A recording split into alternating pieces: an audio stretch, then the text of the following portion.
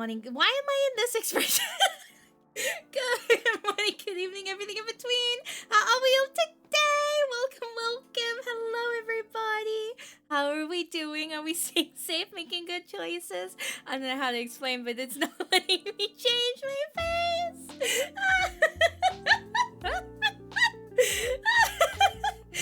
You will have a good day, morning, evening, and everything in between. It's not letting me change. That's fine. Hello, everybody. My stream deck just crashed. Hello, hello. Welcome, welcome. I hope you've all been staying safe, making good choices. It is Wednesday. That's so exciting. Okay, I need to fix my expression. I look like I'm about to crawl through the screen and fight someone. Let me just... Okay. That's funny as hell. Why do I have two of me up? Wait, okay, I can fix that. We were cooking today. I don't know what we're cooking. But we're cooking. Where did I go? Wait. Where did I go now? Wait, what did... Where did I go? Hello?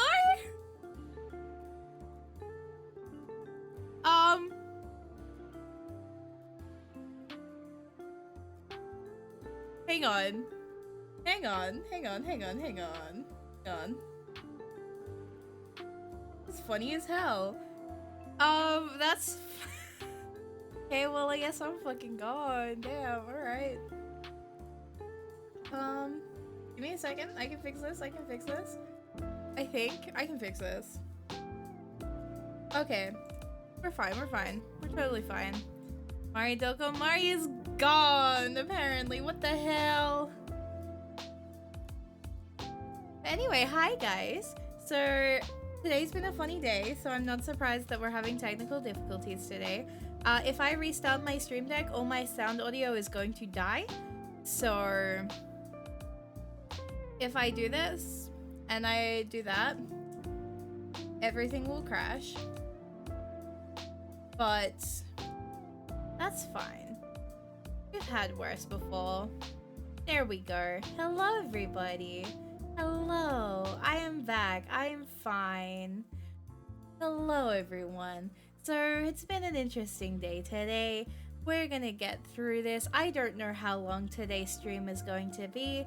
I took a nap after other employment underneath my table. So, it's been an interesting day. Yippee! So yeah, we're gonna be going through more of Highway Blossoms today. It's gonna be very, very fun. I feel like today is going to be a small stream. I will warn you guys ahead of time, but hopefully soon things will go back to normal on long streams again. We just need a little bit more time to get things back to where they were before. Yippee! But yeah, we're cooking. We're gonna be doing some fun things. I don't think if there's anything important I needed to tell y'all. I don't think there's anything important that y'all needed to know. Yes, I am gonna be playing. Okay, I'm gonna say this now. Yes, I am going to be trying Final Fantasy XIV. I tweeted about it earlier today. I am going to actually be playing it. I already have a group of people that I'll be playing it with. So I actually had an idea of the group that I was going to be playing with before I posted the tweet. So it was really funny because I posted the tweet and then apparently a lot of people wanted me to play this. So it's going to be very exciting. I'm very excited. I don't know how well I'm going to do at it, but I'll do my best. But we're going to be silly with it. I believe in me. So yeah, we're gonna do that. We're gonna see how we go. That probably won't happen for a couple of weeks just because we have to get it to work between multiple time zones. But hopefully that will happen. And I will keep y'all updated. I still need to message one other person to be like, hi, I love you, please. And Pokemon will be happening next month. Pokemon Nuzlocke. Wait, I need to be more specific. Pokemon Karen Lock collab.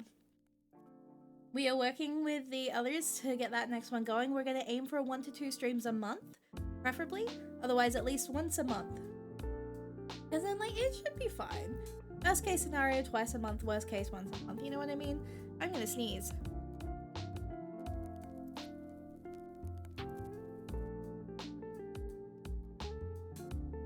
Okay, no, we're fine. But yeah, I also finally updated OBS after denying it its update since, I want to say, April.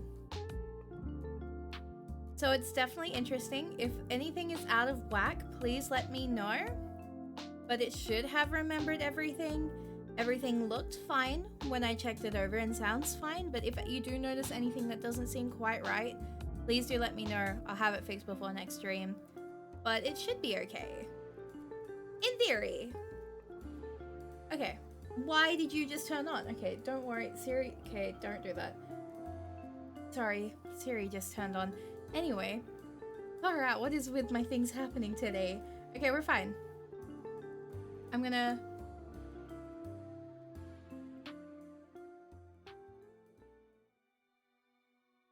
Why is my chat box going out of my chat?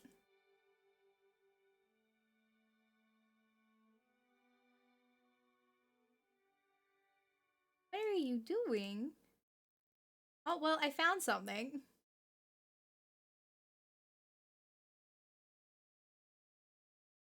Why are you ascending? What?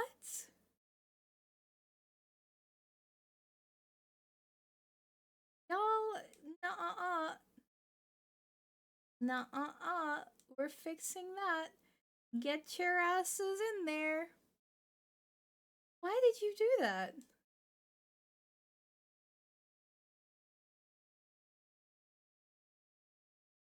The hell?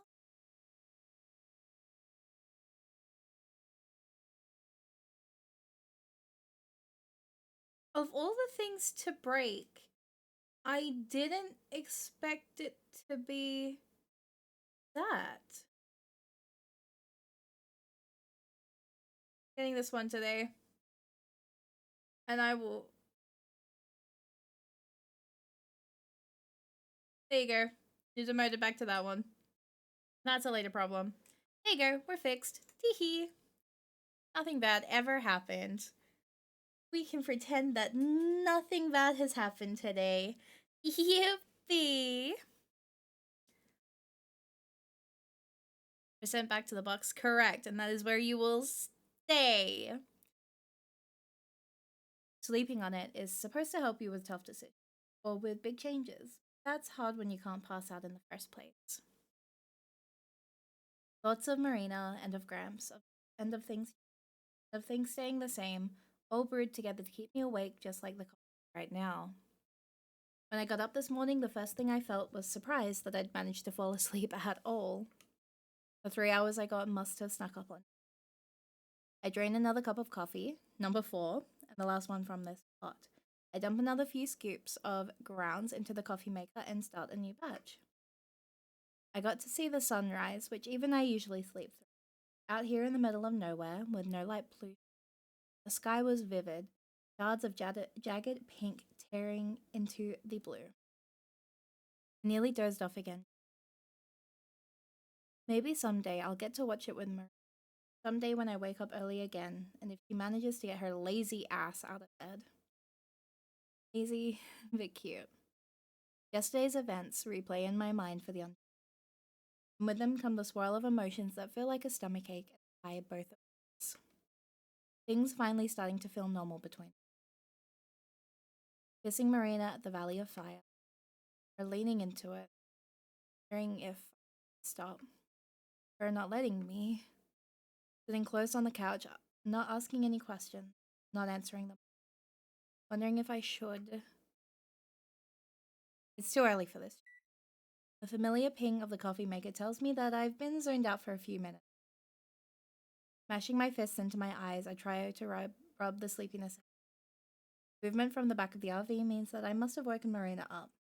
I can hear the sound of her bed creaking and of the covers being thrown. I feel a strange, nervous elation as she appears in the hallway, bedraggled. Good morning. She groans like a zombie and stumbles toward. Want some coffee? That's low as hell. What the heck?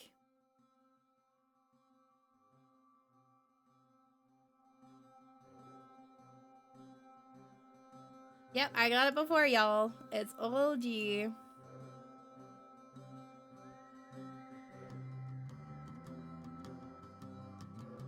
It's strange. I don't know why. Oh, because it's rerouted itself. Yippee! Thank you, OVS. Stiff head nod. Smiling, I prepare her cup. Only half coffee. The other half is a boatload of sugar and the creamer that neither Gramps nor I ever drank. I don't even know why we had it, but it's not expired. When she reaches me, Marina leans into me. Sort of falls, really. Crashing against my shoulder. Hey, careful. A bit of coffee slushes out of the mug and onto my hand, but I don't mind.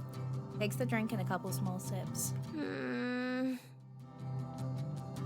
Minor bliss replaces her glazed expression. Good? Good. There's hardly any coffee in it, you know. Just the way I like it.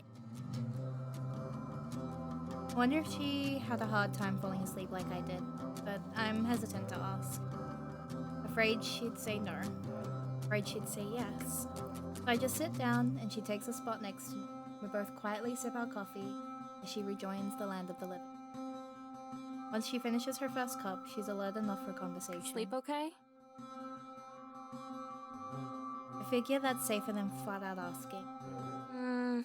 Yeah, kinda. Kinda. I He trails off. Maybe I gave her alertness too much credit. I forgot what I was just saying. I laugh and stand up. Don't worry about it. Marina mumbles something incoherent. What was that? Clears her throat. Sorry, I asked if you slept alright. Took me a while to fall asleep, but after that, yeah. It's not strictly. Eyes half closed, Marina smiles. Good. I turn around so that she doesn't see how preoccupied I am, or guess what's on my mind. Whatever it is that I'm dealing with, it's not her problem. I don't want her to worry about me. The floor creaks as Marina stands up too, but I don't face her.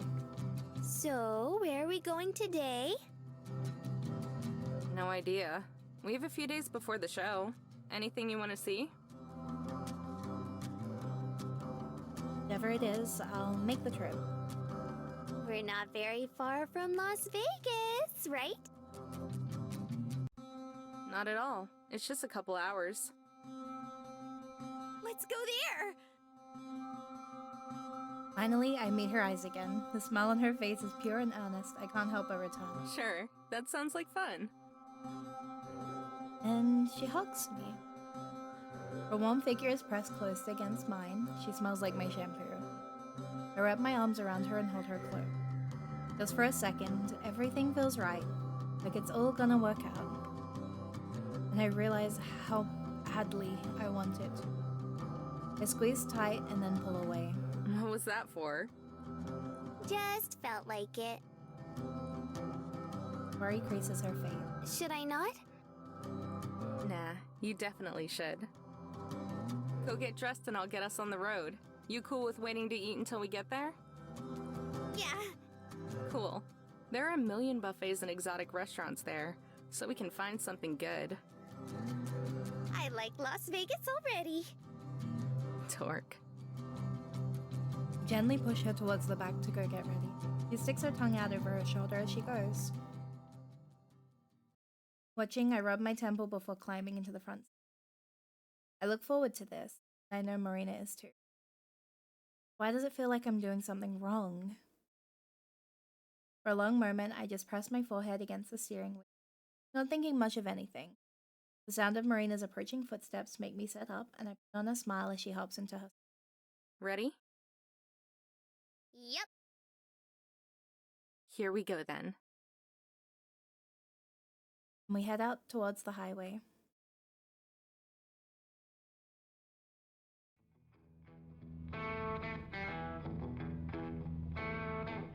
Las Vegas appears on the horizon far before we actually reach it. Clusters of generic skyscrapers are interspersed with the world-famous casino, which come in many shapes and sizes. Some are indistinguishable from the tall banks and offices around them, except for gaudy logos and signs. Others are constructed to look like a pyramid, or a Roman palace, or a medieval castle. There's a distinct clash where some buildings are strikingly clean looking, as if they'd just been completed yesterday. But then, just beside them will be a sad looking place with faded paint lines that aren't supposed to be. As we enter the city limits, we're suddenly surrounded by the noise of traffic and the smell of exhaust.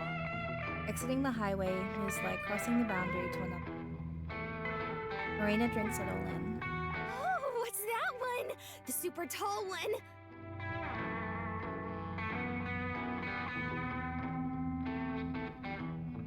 Ain't BGM too loud? Okay. Well, that one's gonna have to be a...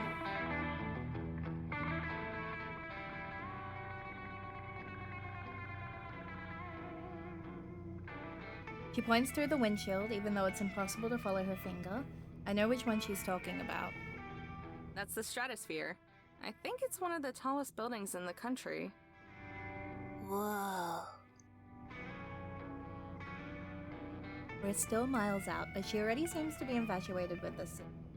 Her eyes are wide, and so is her mouth. It's even cooler up close.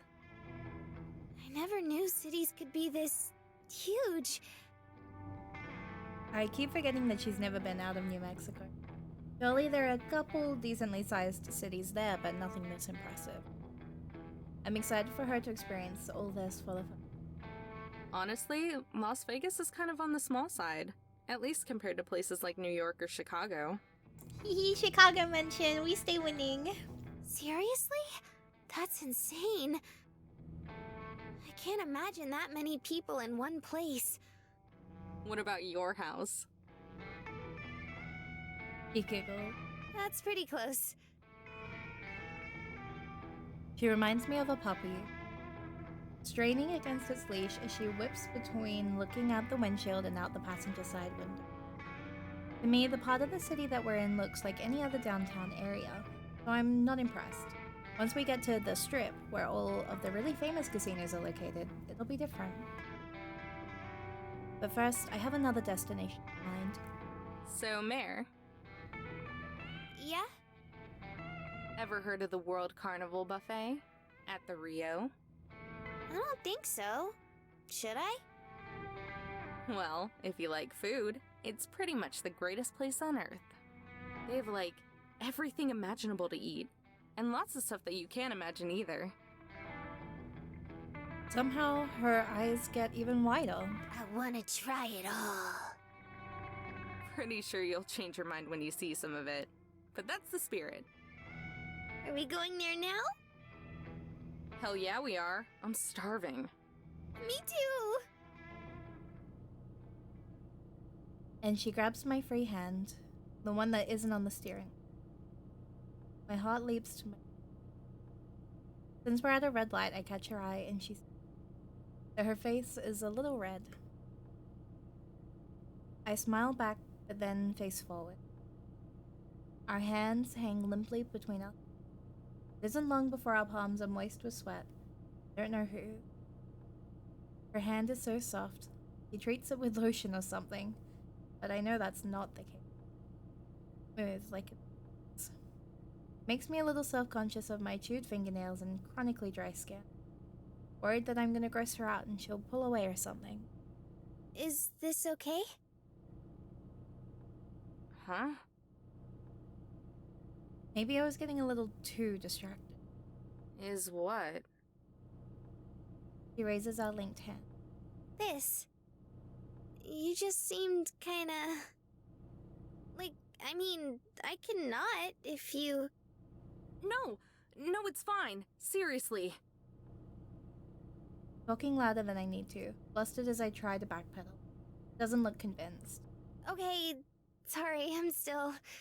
not really. It's fine. You're fine, really. I'm the one who should be sorry. I'm not usually this weird in a relationship. Now she looks almost offended.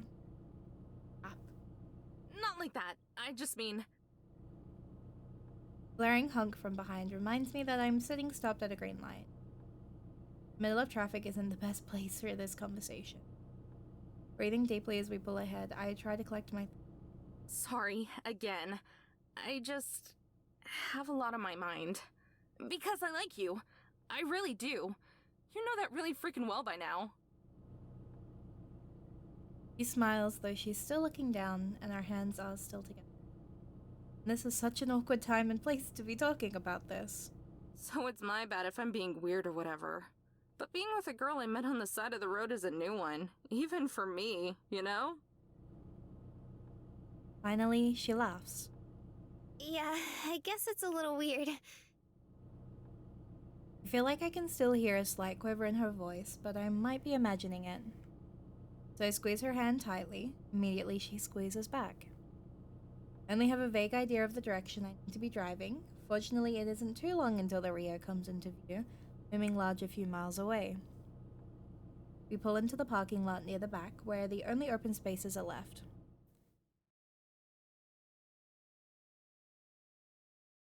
It's pleasantly warm outside. I've heard stories of people's shoes melting on the asphalt during the summer, but for now, the weather's perfect. As we cross through the parking lot towards the casino, Marina takes my hand yet again. I can feel my heart rate accelerate, but I squeeze her fingers all the same. The first few steps inside are sensory overload. A million different sounds and a billion different lights all pour from the sea of slot machines. Even at lunchtime on a Thursday, the majority are occupied. We both take a second, frozen in place, to try and process it all. This isn't even my first time in a casino, but I'm overwhelmed just like Marina. I can see the reflections of a game in her eyes, like a cartoon character thinking aloud. Whoa. Yeah, whoa. Is this one of the most popular casinos? Not even close. Like, it's big, but it's not the biggest. Whoa. I tug her forward. Come on, we'll have tons of time to gawk with food in our stomachs. The mention of food steadies her steps. Giant overhead signs direct the way to the buffet. It must be visible from any part of the building. This place is famous for something beside the food. I don't know what it is. We can smell it before we can see it, even despite the stench of cigarettes and BO that are pretty strong here. It doesn't smell like any one particular food item, but rather lots and lots of them. Guided by our stomachs, we half run towards the buffet. The line to get in is small, since we got here so early. Marina hops up and down, trying to peek over the head of the bald guy in front of us. Can you see anything? Barely. It looks like it goes on forever. Good. I practically threw my card at the attendant. It reminds me of paying to enter an amusement park, and I'm just as excited. We're let through a small gate and into heaven. Rows upon rows of stations form a small maze in the massive room. Deep bins full of food, fried or grilled or baked or roasted, fill nearly every inch of space in each. Marina and I grab plates from the tall stacks nearby. Meet you in the dining room? He nods, already distracted, and heads straight for the desserts. I load my plate with a slice of prime rib, 2 rolls, and a scoop of mashed potatoes. I pour gravy over them, letting it run down and soak into everything. For good measure, I also throw on a pair of chicken wings from a nearby basket. They're so fresh that I can see the steam coming off of them. I'm gonna need a second plate. I grab one of another pile and toss a small piece of salmon, some pot stickers from the Asian section, and a large spoonful of some sort of casserole. I can't even guess what it is, but it looks good. Everything looks good. Solely because I can't fit more food on my plates, I head to the dining area and pick a seat where Marina will be able to find me easily. Sure enough, she emerges just a minute later, carrying 2 plates like I did. Wow. You weren't kidding about trying everything. Instead of big portions of a few things like I got, Marina has 1 or 2 bites of a couple dozen dishes. Roughly half of them are cakes or other sweet. When in Rome, you know? I slice off a bit of steak and close my eyes in ecstasy while I chew. It's divine, holy cow. Barely balancing her plates as she slides into the seat beside me, Marina bumps up against my shoulder as she gets situated. I almost send a forkful of potatoes into her lap. Oops, my bad. In retaliation, I spear a bite of chicken from her plate, swimming in some Asian sauce. No fear! It's double fair. That doesn't even make sense. After that, she finally gets to take her first bite and she melts. Just like me, her eyes roll back into her head while she chews. I don't even remember what this is, but it's amazing. She scoops up another forkful of what looks like some kind of barbecue brisket and holds it towards me. Try it. I open my mouth and she guides the fork in. Pull back to chew. It's got a nice smoky flavor. That is good. Right? I almost want to go get a whole plate of just that. Then she tries the baked chicken that she has next to it. Wait, never mind. This is even better. There's a distinct lack of vegetables on both of her plates, but she seems to enjoy everything that she's got. Every bite results in some statement about how it's the best thing so far. Did you get any of this? I gesture towards the slice of steak that I've almost finished. Okay, open up. She dutifully opens her mouth while I cut a bite for her. It's the best part, right near the edge where all the flavor is. A little awkward to be feeding her like this, but no one pays any attention to us. When she swallows, she sits still. Very slowly, she opens her eyes again. That was literally the best thing I've ever eaten. You've said that like 20 times so far. I mean it this time. That was illegally good. It's making me crave steak. So fucking true. Like, God. I haven't had my weekly steak, so I'm feeling it right now. Now that doesn't make any sense. It makes double sense. We love. Gramps always used to say that the best place to get a steak was at buffets like this. Not because they're always better, but because you can just go up and get slice after slice. Although, he's the only person I've met who could eat more than one. Marina chuckles with me, but it's nervous sound. I used to tease him for it. No one should be able to eat that much meat. He would always complain about him being too done. He cooked his own steaks to be kind of medium rare, closer to rare. Gross. No! Don't tell me you eat yours well done.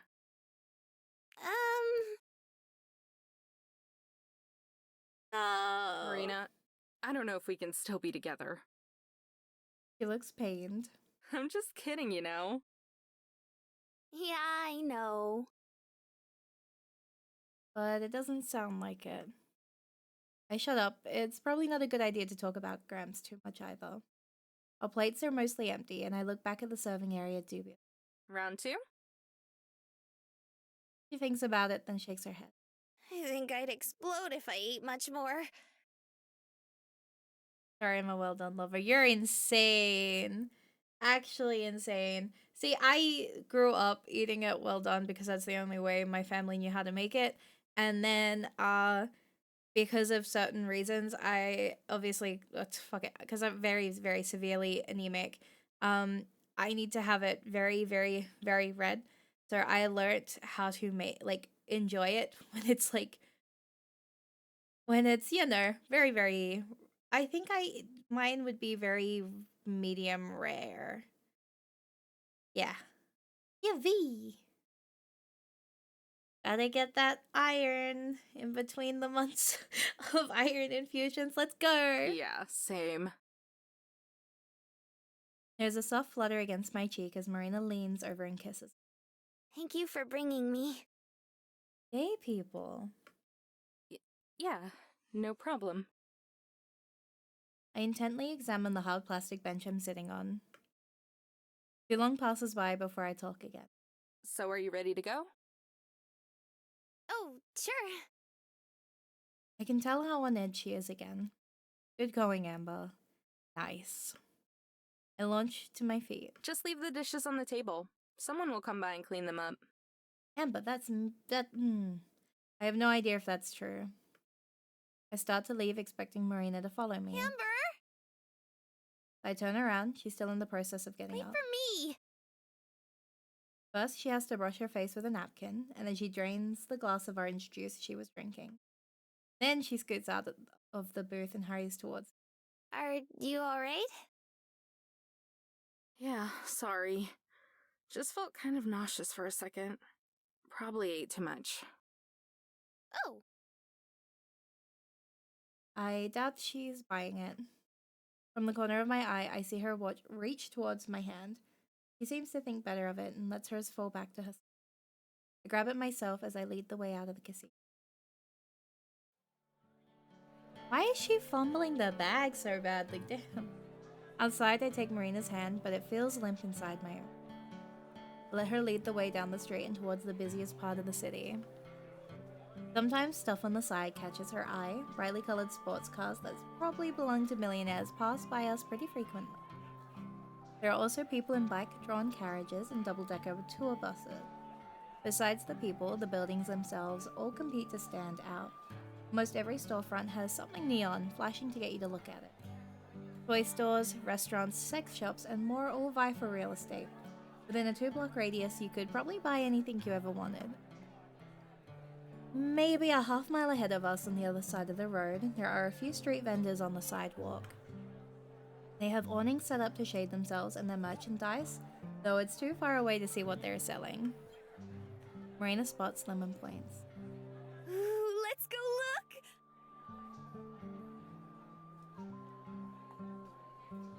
Looking at the name in the background, if there's it.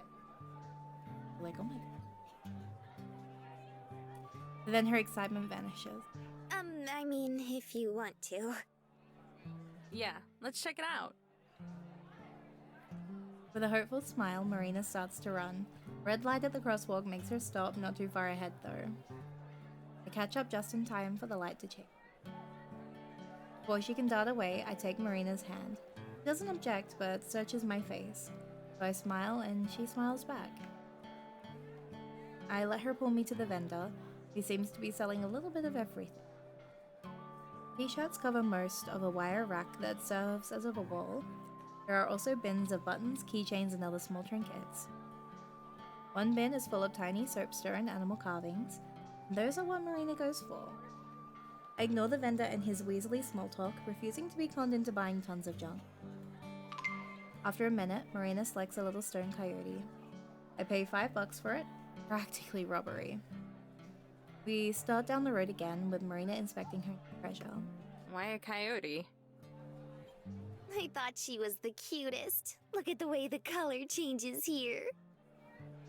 He holds the little trinket up by my nose. There's a spot where the color changes from brown to a milky white on one side of its face.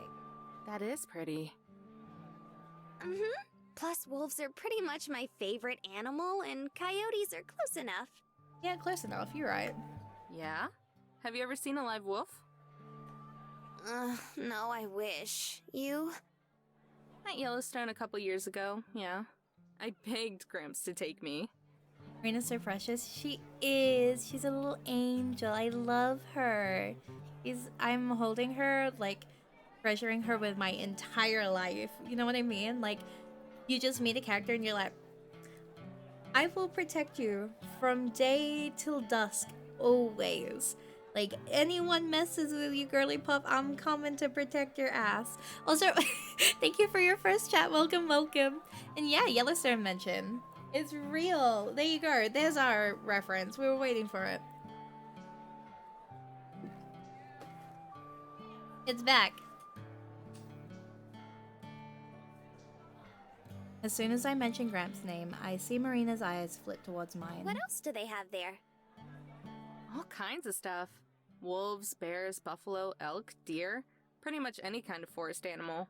I'm not gonna lie, I do want to see a wolf one day, IRL. Because, like, I just think they're scrunky little guys. And, like, I'll never forget, so because of what Mr. Moot is as a breed, I just want to meet a wolf one day. Because I have to deal with so many people thinking that he is either part wolf or a wolf. Like, for example, the amount of times that I've taken him out and people will look at him like, oh my god. There was this little kid once and he was like, Dad, look, it's a wolf. And he was like, yeah, sure, buddy. As I'm walking Mr. Moot and I'm like, This little lad does not look anything like a wolf, but I am not. Like, this kid can have his dreams. He can tell people that he met a wolf today. Keep in mind, Mr. Moot is not very big for his breed. Like, he's a little bit short for for who he is. So I was just kind of like, you know what, that's fine. You can have that. And because obviously that was like before a certain thing, like he didn't have I can't talk about that. So yeah. So it was funny. It was a very funny thing. And I came back from college and I opened my curtains and boom, my glass of juice fell and went all over me in my bed. Oh lord. I am oh my god. Wait, that is just one thing after the other. I am so sorry. Please make sure you take some time today to, like, you know, self-care. Give yourself a break. And wash your bedding. Like, get, like, the good, like, you know how, like, you have, like, your regular, like, stuff for washing your fabrics. And then you have, like, the good stuff. Treat yourself to the good stuff today, because I think you deserve it. And because you feel sick, mint. Have some mint. Just treat yourself to something that is minty. That shit changes and makes you feel so much better. I'd say also have a spoonful of garlic, but every time I tell people to eat a spoonful of minced garlic, they judge me and they think that I'm weird for that. But I'm not weird for that. You should have a spoonful of minced garlic. That is raw, by the way, not cooked. Raw minced garlic. Mods, seize him.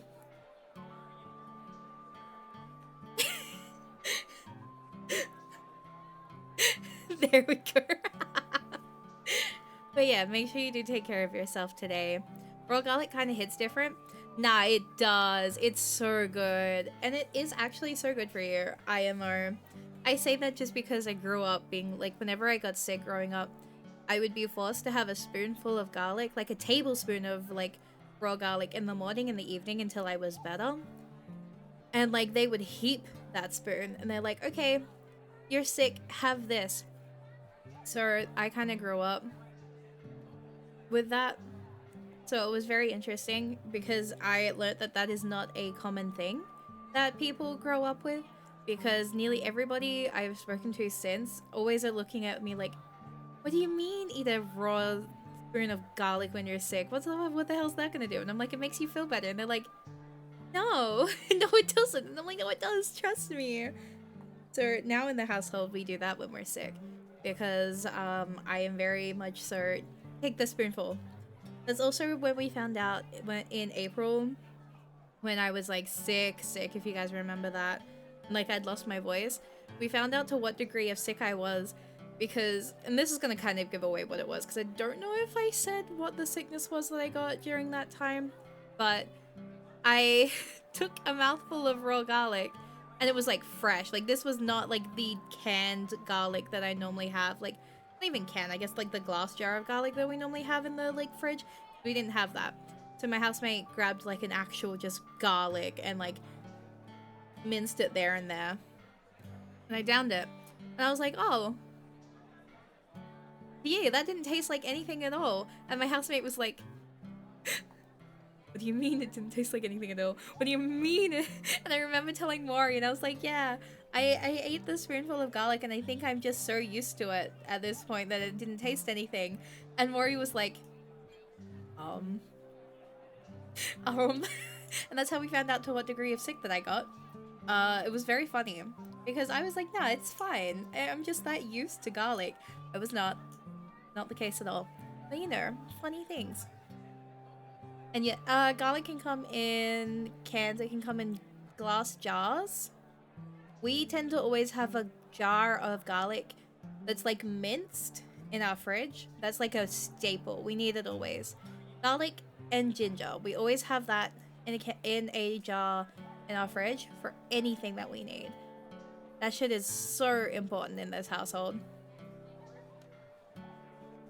But yeah. And they just wander around, right? Yeah, there are even places where you can feed some of them out of your car. That sounds like it'd be fun.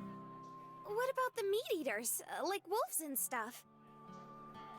There are spots where you can see them, but you can't feed them. They're still wild animals. It's not a zoo or anything. I want to go there someday. I'll take you to see him sometime. It's a cool place. Really? Yeah, sure. I try to play it off like it's not a big deal to me, but talking about future plans, anything that would happen after the festival, ignites that sense of uncertainty in my chest. The way her eyes light up when I promise to take her both soothes and agitates the feeling. No matter what, I'm happy that she's happy. I follow behind as she darts from stall to stall like a hummingbird. They all offer more of the same, generic desert-themed trinkets or gaudy I love Las Vegas merchandise. The sidewalks are full of these vendors, who shout and try to get the attention of all the dozens of people who pass by. Reina's the only one who gets hooked in. But she doesn't ask for anything else. Maybe there just isn't enough wolf merchandise. Every time she dives in to examine someone's wares, I hang back with my hands in my pockets and watch. Once she's done, we hold hands again. It's a nice cycle. But all that changes once we reach the strip itself with its eclectic architecture, eccentric population. I point out some of the more famous places like the Luxor, which is shaped like a pyramid, Caesar's Palace, which looks like it was stolen from Rome. Marina's oohs and ahs in all the right places, though, to my surprise, she doesn't try to lead us to them. Instead, she seems dead set on taking us further and further down the row of sidewalk salesmen, like she's looking for something in particular. Not that I have any idea what that is. She leads the way, looking from side to side, but never seeming quite to find it. Until suddenly she freezes in place. A large wave of pedestrian traffic behind us crests and spills around it like we're not even there. Marina points ahead at one of the street vendors a few blocks. Found one! I'm yanked forward once again, being dragged by her newfound enthusiasm. Rather than a bunch of cheaply made goods, the merchant she's noticed has a bunch of colored drawings of cartoon characters, barely recognizable due to the exaggerated.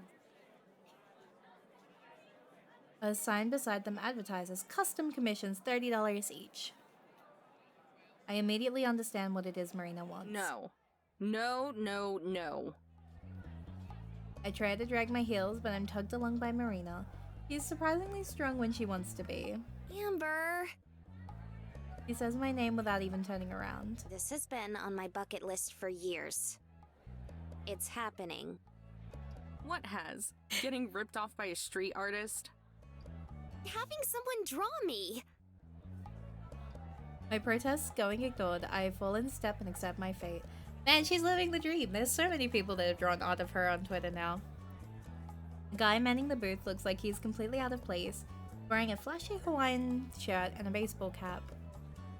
When he notices Marina and I approaching, he sits up from his slouching position and grins. Hello, ladies.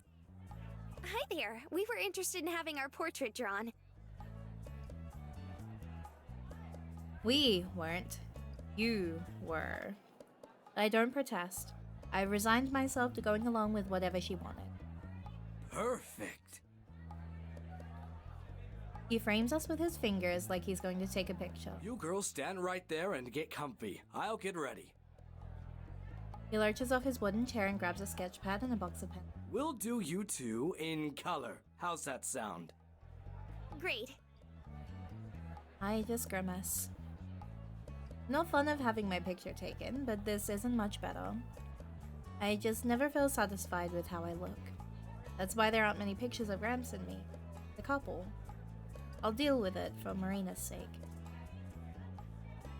We stand under an awning, though its shade does little to help the heat. Marina shifts from foot to foot while I just wait with my hands in my pocket. Every so often she turns to beam at me, though she doesn't say anything. Not sure why she's so hyped up, but it's cute. Guy finally gets his stuff ready, all set up on an easel. The piece of paper he's using is almost the size of my torso. Go ahead and scrunch together now. He makes a motion with his hand. Marina stands near me and I wrap one arm around her. Closer. Our shoulders are touching. Closer. Now we're cheek to cheek. Ah, perfect. and he stares at us with a smile for just a second longer than is comfortable. Makes his expression seem more than a little sleazy. Before I can change my mind, he looks down at the paper and starts to draw. We stand there, not talking or moving at all. Once Marina starts to ask something, but he waves his hand without even looking up. Quiet! If you move, you'll mess it all up. So she shuts up. I can feel her jaw snap shut since it's mushed against my own. 15 minutes pass, my mouth is starting to get sore. Didn't have any guesses as to how long this would take, but it's starting to get annoying. Even Marina seems to be having second thoughts. She wriggles, just barely, probably to fight the growing tension in her muscle. Not enough to ruin the drawing, though. From the corner of my eye, I notice a couple of the glances that we get. We probably don't look especially out of place, but more like hapless tourists who get conned into something. I guess we are, to an extent. I wouldn't mind, except that we also look ridiculous being stuck together like nearly Siamese twins. Our artist draws with long, swift strokes, though I can't see what he's doing. He appears confident. Hopefully the result is worth the discomfort. And the $30. Nearly at my breaking point when he finally leans back and sets his pencil aside. Marina peels away from me instantly, leaving a damp spot of shed sweat on my face. Rub at it as I follow her, more slowly to see the results. As she cranes around the easel to look, I watch her expression go from excited to overjoyed. Her smile widens into a grin as she grasps the drawing in her hands. Amber, look! It's us! She flips it around so I can see. It's us. The first thing I notice is my boobs. They're a lot larger than in real life. Same with Marina's. Other than that, the drawing is cartoony. We're recognizable, but our features are exaggerated. Marina's eyes are almost comically huge.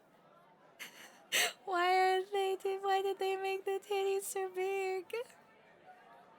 In contrast, the buildings behind us in the drawing are sharply defined and realistic.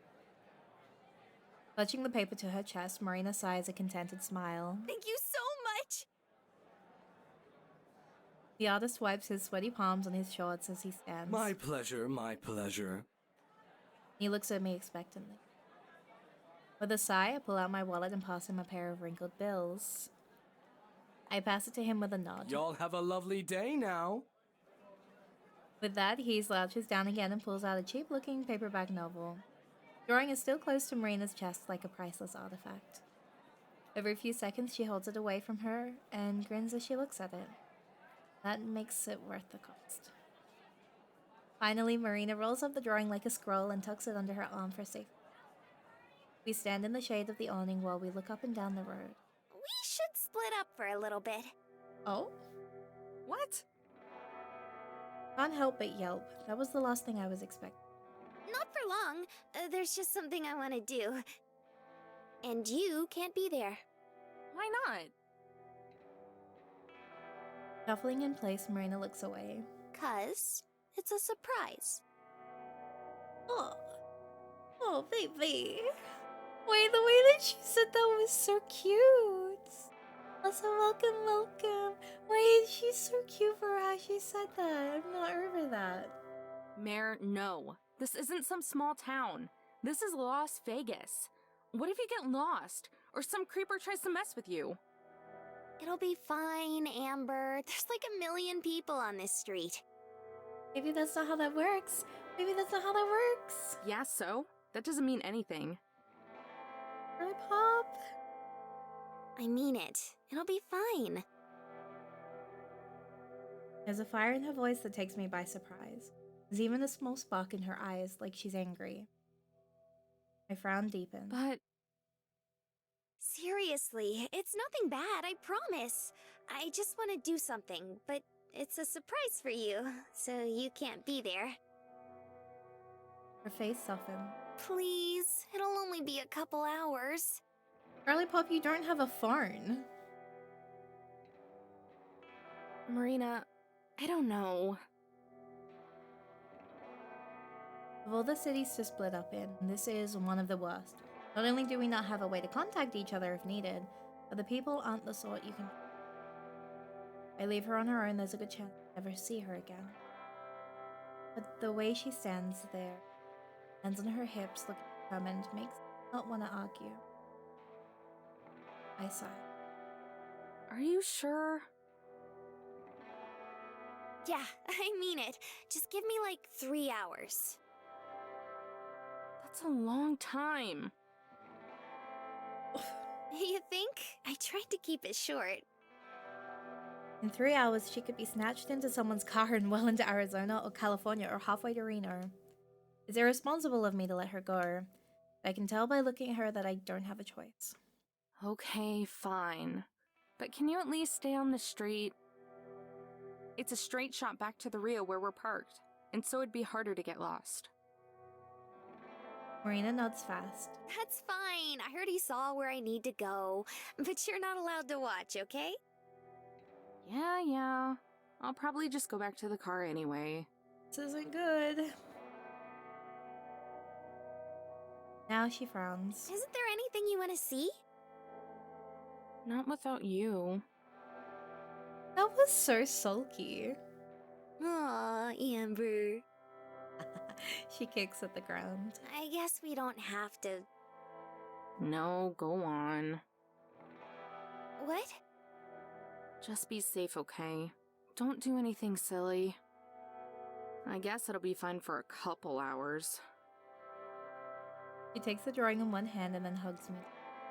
Marina leans up and kisses me on the lips. She pulls away before I can get into it. Okay, I'll see you in a while then. Right.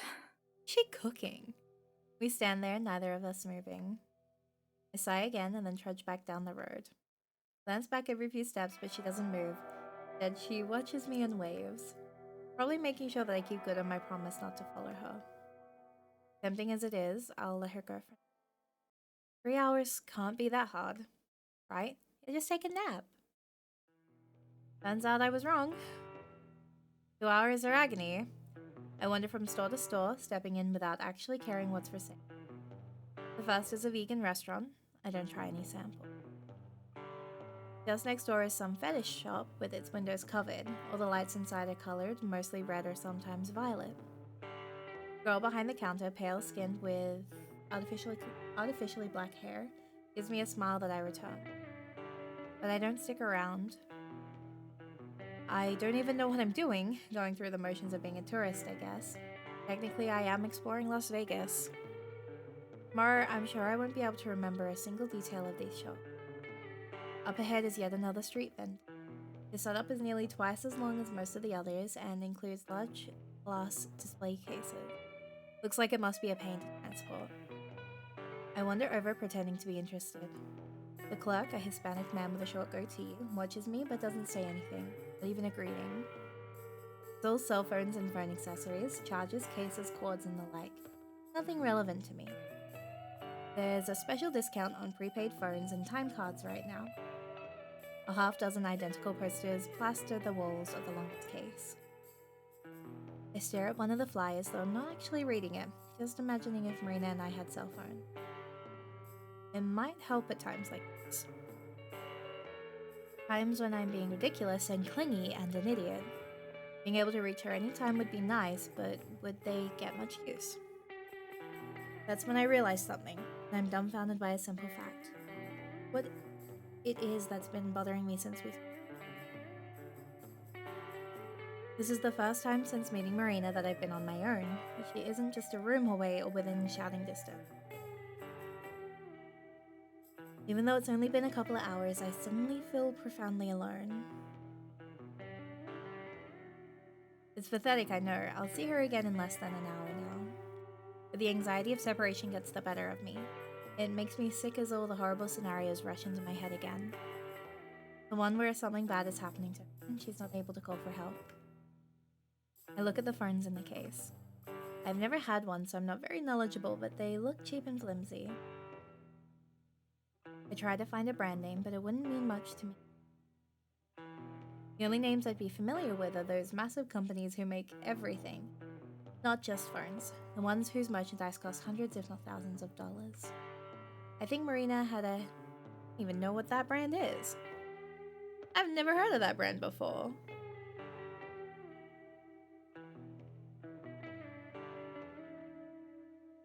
looking this up as we speak.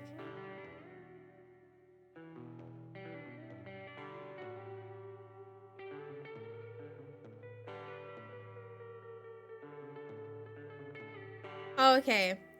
It's not an actual one. Okay. I thought they were like actually gonna be like, oh, she had this kind of brand. And I was gonna be like, wait, what is this? I love how I actually Googled it though, and it's giving me Kamen Rider.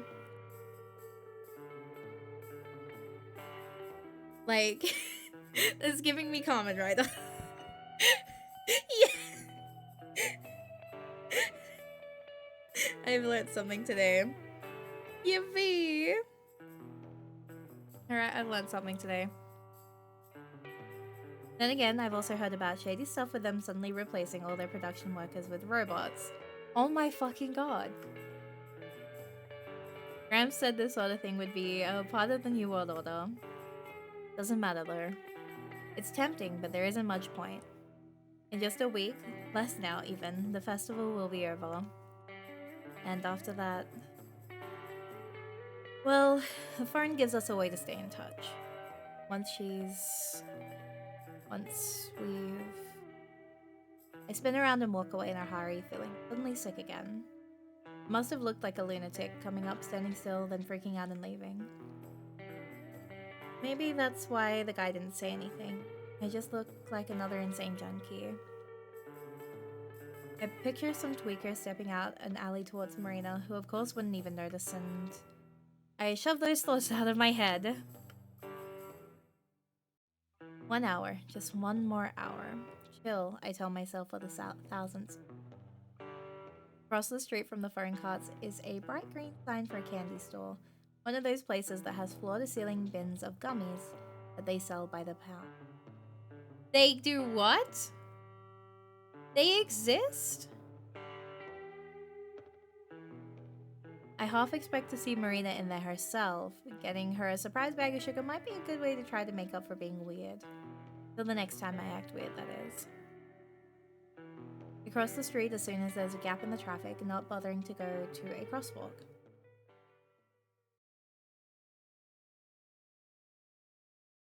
The doors have an outline and handles that are the same lime green as the sign. I step inside, I see that the walls are too. I'm reminded of the slime from those old shows I used to watch on TV that would be sprayed onto the audience or cast members. Not the most appetizing impression. The selection is good though, like I expected. There are more varieties of candy than I've ever seen in a single place. Only pictures. There are several different types of plastic bag that you can fill, ranging from I'm on a diet to garbage bag sizes. I grab a medium-sized one. And I realize that I don't know what to get for Marie. Definitely chocolates, but with or without nuts. I can't remember if I've ever had an opinion. Oh my god, Speed! Hello, Speed! Welcome, how are you today? Yeah, she is very orange. I try to recall what she's gotten at gas stations along our trip, but I never paid that much attention. Maybe I should go for a mixture of both, but then what if she's allergic to something? Probably wouldn't have ever come up since we always eat out and order for ourselves. Thank you for the check-in! I don't want to give her a 3-pound sack of anaphylactic shock. Gummies then. Those might be safer. There are more types of gummy candies than I ever thought existed. Different flavored rings, candies shaped like the fruits they taste like, other things like chewy soda bottles. For just a moment, I wonder about which ones I should pick. I think I remember her saying she loves raspberry. Or was it strawberry? But I think she's gotten strawberry soda before. Not that that means anything. This is a gift, so I want it to be perfect, not a bag full of things she dislikes. And I remember, Reina likes pretty much everything. Elated at the simplicity, I dump a small scoop of just about every sort of gummy that they sell. For good measure, I get a second smaller bag and fill it with some malted chocolate balls, caramel clusters, and plain old chocolate chunks. Safe option. I hold the 2 bags over to the counter, there's just one attendant. And she's currently ringing up a mom with her 2 sons. The kids dart around their mom's legs, rattling displays and knocking items off of the shelves. No one makes them stop or fixes their mess. One of the kids stares up at me and I frown at him deeply. He stops running and hides behind his mom's legs. Good. When they leave, the kid is still clinging to her like a bear cub. Set my bag up. Oh, she's cute! Hi! Wait, she's cute as hell! What do you mean? I love her. I need to stop falling in love with characters I'm gonna meet one time. This is driving me insane. I set my bags up on the counter and kneel down to replace some of the spilled items. As I do that, the shopkeeper comes around front, nearly bumping into me. Oh, you don't have to do that. Thank you.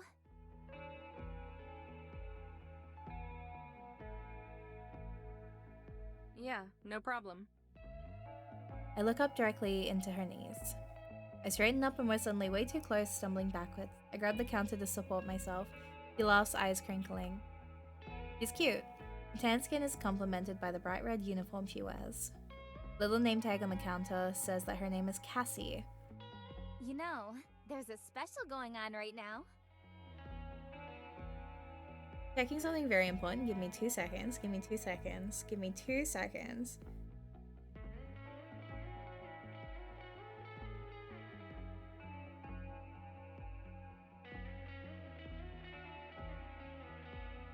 Just checking something because I'm curious.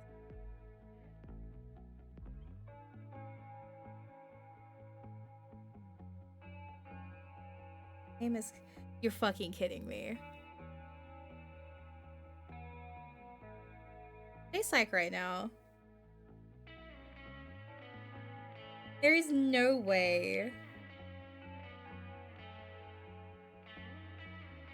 Yes, or... Funny thing for me to fall in love with this character. In every universe, apparently. Are you kidding?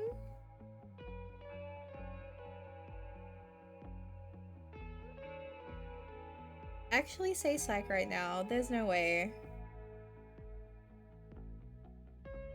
Say psych right now! That's Kenshing!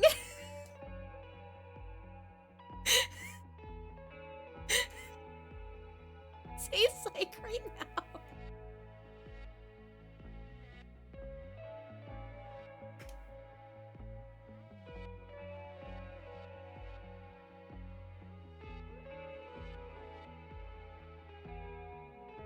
That's my girl!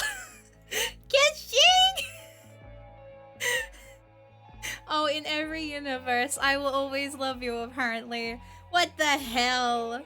That's my baby. Oh my god. I heard that voice and I was like, you're fucking... Say psych. Are you kidding me? What is this cast? What is this cast? What do you mean? What do you mean?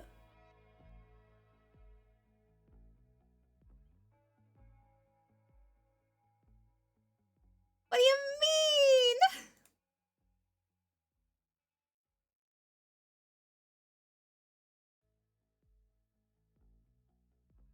Yeah, but that's Kitschy. That's Kitschy. That's my baby. That's the cat that I spent years fighting for because I wanted her so bad. Are you kidding? Say so. There's no way. That's insane. Wait, they kind of really cooked with, like, the cast. Wait, they cooked. I don't feel normal right now. Please tell me we get more of Cass. If you have given me her and you take her away from me, I'm never playing this again. If I get her for only one scene, I'm going to cry. If I get her just for this one time, I swear to God, I swear, I get to see her again. Okay. I swear to God, I swear. Oh my God. Okay, I feel normal. That's fine. Oh yeah? The stack of postcards sit by the credit card machine. She hands me one. It's in the It's fine. I'm fine. If you buy 10 more bags, You get one for free. I try to imagine how much candy that would be. You need a wheelbarrow to hold it all out. Cassie laughs, probably at my expression. Yeah, we haven't had many people spring for that one. The person I'm buying this stuff for probably would, if she was here. This'll probably be gone by tonight.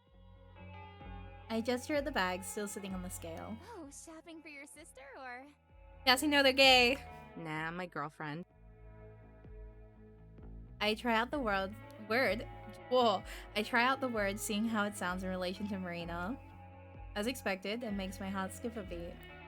During that beat, I feel like I see the shopkeeper's face fall just for a second. No! Yeah, lucky girl. Ah! Okay.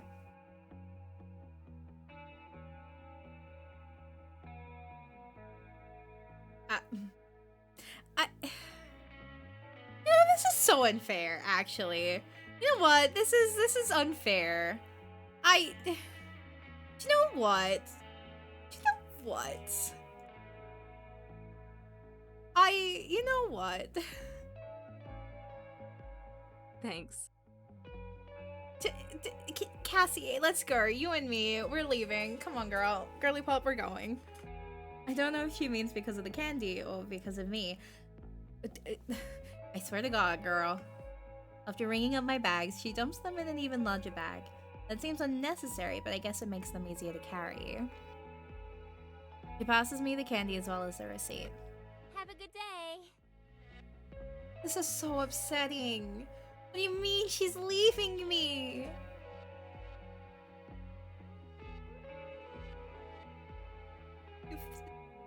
Try the peach rings. They're my favorite. Oh yeah, the peach rings. Okay, I will. gay person. Have a nice day too. That's a gay person. The girl waves as I leave the store. Miss her already. Why do I always have to fall in love with the one-time person? This is like just all over again. At least I had Millie and Aspen. I need to stop falling in love with secondary characters. Fine. Outside, I checked the receipt since I wasn't really listening to the turtle. It looks like she didn't charge me for the smaller bag. Glance back inside, but she's disappeared into the back room. Oh, so she was a gay person. I guess that answers my earlier question. Flattered, I head back to the Rio where we're parked. Not long until I'm supposed to meet Marina, and if I spend too long outside, her presence will melt. I can't believe. Walking back to the casino where we're parked is way faster than leaving it. That's probably because I'm still missing the human pinball, so I'm not held up every time I pass a shop. I say that, but of course I'm eager to see her again. In some parallel universe where I hadn't met Marina, I might have stuck around at the candy store to chat for a longer time. We go back to the candy store? Please? But unfortunately for Cassie, I already have some. Well, girl, you have two hands. I believe. The parking lot at the Rio has filled up even more. Getting out of here is going to be a pain since there wasn't a whole lot of room to begin with. I make my way to the RV and I let myself in. It feels like an oven and the first thing I do is turn on the AC. I set the bags of candy down on my bed to inspect them. As I'd feared, the chocolate is slightly melted, streaking brown against the clear plastic. Not too bad though, and a couple hours in the fridge should have it good as new. But I leave the gummies on the counter since they didn't suffer as much on the walk back. Marina and I are supposed to meet up here in about half an hour. Since it's so soon, I may as well just wait in here where it's more comfortable. I lay down on my bed and try to read that book Marina's been sucked into for a few days. But I can't stay focused on the words long enough to process them. It doesn't take long before I give up and set it aside.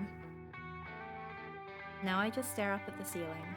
I used to do this most nights when I couldn't sleep. After Gramps passed, but before I met Marina. Wasn't that it comforted me or anything, but the amount of effort it took to not think of anything usually led to me falling asleep without realizing. Instead, this time, I let my thoughts wander. Sleeping has been easier lately. Actually doing something during the day and getting exercise helps a lot. But also my thoughts have been less cloudy, less muddled. Sure, there are still moments where I think of Gramps and the pain hits me again. Having Marina around makes those rare. Someday I might be able to think of him without it hurt. I don't know if I want that though. Isn't that just like forgetting? People say you move on and get over deaths, but what does that mean for the person you love? I roll onto my side and stare at the picture of me and Gramps hanging on the wall. I can't take it and roll onto my other side. Running into my pillow is cathartic. Without Marina here, I can be as loud as I want. To my surprise, no tears come. Anyone walking by outside would probably think I'm dying or in pain, but I don't care. Alone time has its upsides after all. Grieving is complicated and exhausting. Sometimes I wonder if I'm even doing it right. There must be something wrong with me if I don't even want to get over Gramps. I sit up, still hugging the pillow to my chest. Marina will be back soon. Maybe I can talk about this with her. As I think that, I feel a stab of guilt. Not her problem, something I have to deal with myself. I force myself up and over to the driver's seat. I'm not going anywhere, but I can listen to music and watch for Marina's return. I stick in a tape and kick back. A few songs pass by. It's been 20 minutes or so. I start to scan the parking lot looking for familiar red hair.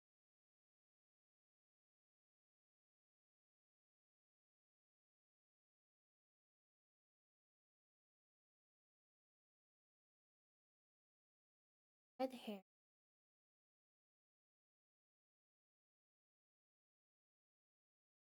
Red hair?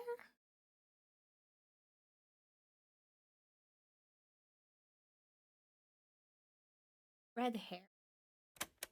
Tape ends. That's okay. Yeah, wait, isn't she blonde? It's just going in my head like...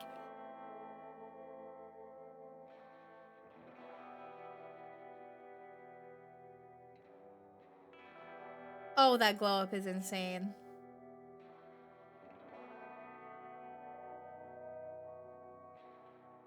Oh, she is beautiful.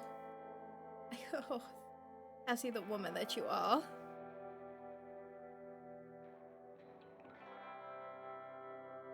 Okay, so who wants to report that? Who wants to report that? Not me. I'm a baby. I just literally gaslit myself into thinking, oh, I must have been remembering it wrong. Oh, I'm stupid.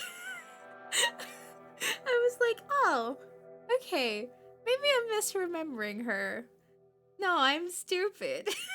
I gaslit myself. Joestar, welcome, welcome. Thank you for the check-in. Hello, hello. Oh my lord. Okay. I'm so good at this, guys. I might actually believe someone if they tell me the sky is green. That's concerning. That's what the redhead wants you to do. Insane. I replace it with another one, chosen at random. Still no sign of Marina. I get up and check the clock. She's about 10 minutes late now. Maybe the clock is off somehow? I hop out of the RV and ask someone for the time. It matches up exactly with what the clock said. Worry begins to tighten my stomach, but I force myself to calm down. It's Marina, and it's only been 15 minutes. Most likely she got distracted and is on her way right now. 5 more minutes pass. I begin to pace back and forth. Should I go look for her? I have no idea where to start though. And if she got to the RV and I wasn't there, then she might go looking for me instead. No, I have to stay and wait. Another 10 minutes. She's half an hour late now. I'm so buying us cell phones. As soon as she's back here, we're going to that guy on the street and we're getting prepaid phones. From a few streets away, I can hear the sound of a siren, fire truck, or ambulance. Knot in my throat feels larger. I cough just to relieve some of the tension. I have to go look. I can't take just sitting here. I switch off the engine, throw my shoes on, and climb out. And then I see her. Head down, walking slow but coming towards me. Marina! The relief in my voice probably conveys the panic that just went out of me. She looks up at the sound of her name, and that's when I see that she's crying. Really, What's Pop, wrong? what happened? I rush over. What's wrong? Mom poisons my voice. Did something happen to her after all? Put my hands on her shoulders and shake her gently. Marina, talk to me. What happened? Are you okay? She still can't talk, but she nods. Thank God. There are no sobs, but her eyes are pouring tears. Every so often she hiccups. She's barely restraining herself from falling. Come on! I take her hand and lead her back to the RV. No one gives us a second glance. This is probably a common occurrence here. Marina silently follows me into the RV. I lead her to my bed and have her sit down. Sit beside her. Alternating between rubbing her back and her shoulders, I try to get her to calm. Slowly, her breathing slows to normal. When I offer her a tissue, she blows her nose loudly. Takes a few more to wipe her eyes. Rather than prod her more, I wait, even though it takes all my self-control. After a shuddery breath, she looks at me, eyes still watering. I messed up, Amber. Baby. Bad. How? Her breath catches again and she sobs.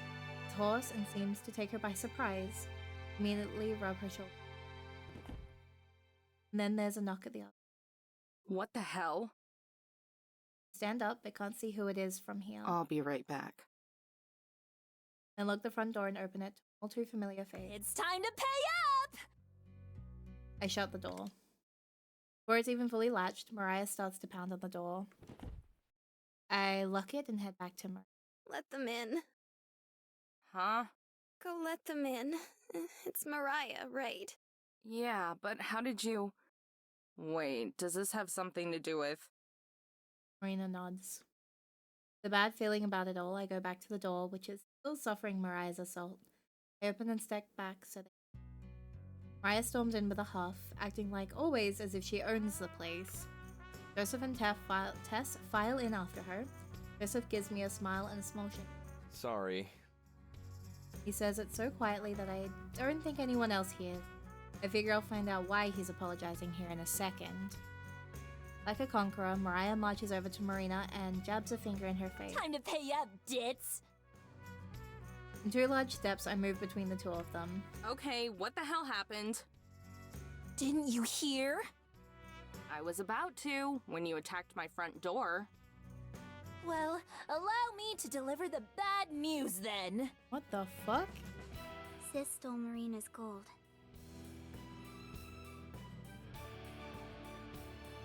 What?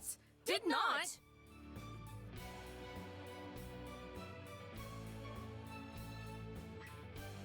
What?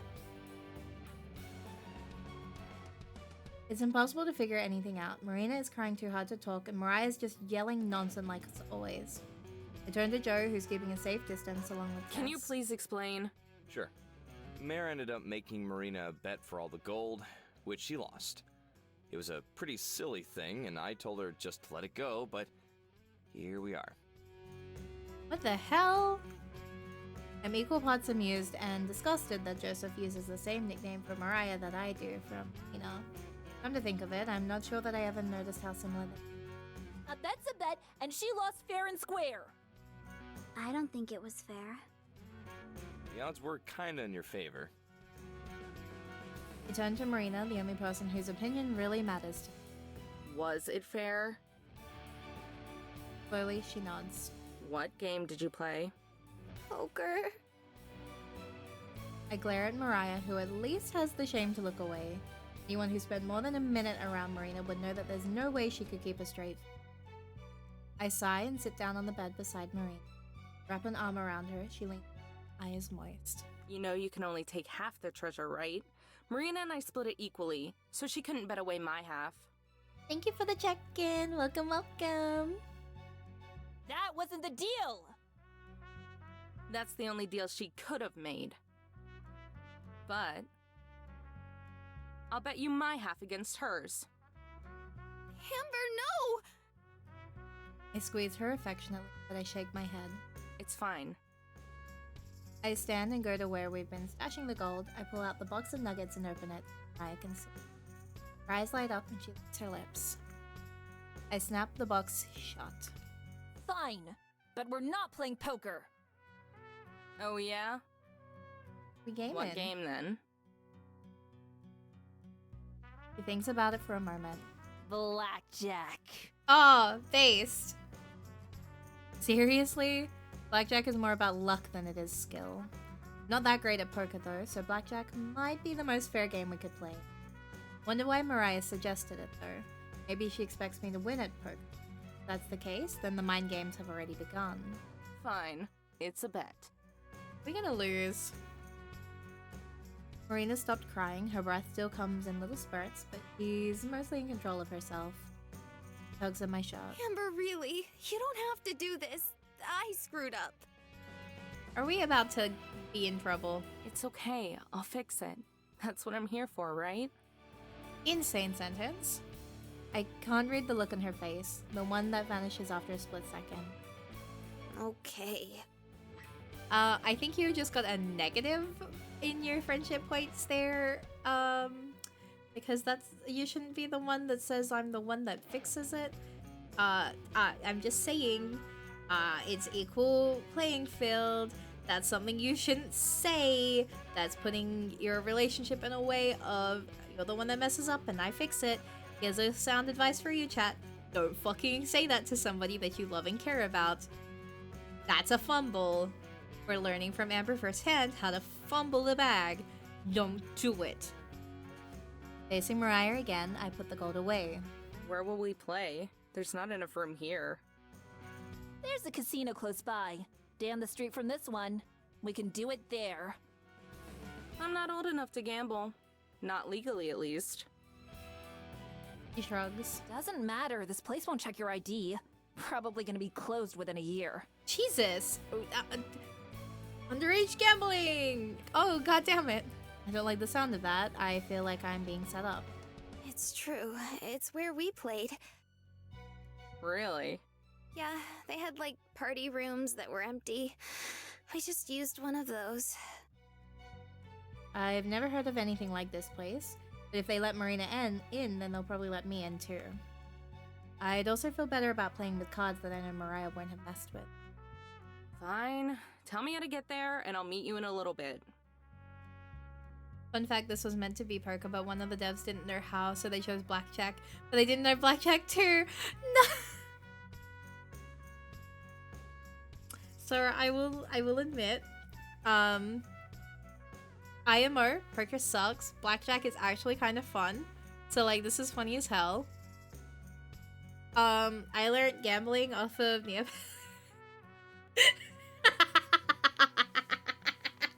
I shouldn't say that, it's controversial. I shouldn't say that sentence, it's controversial as hell.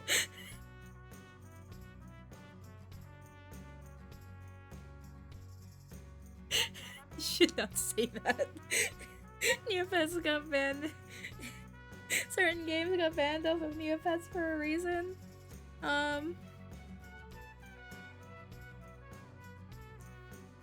So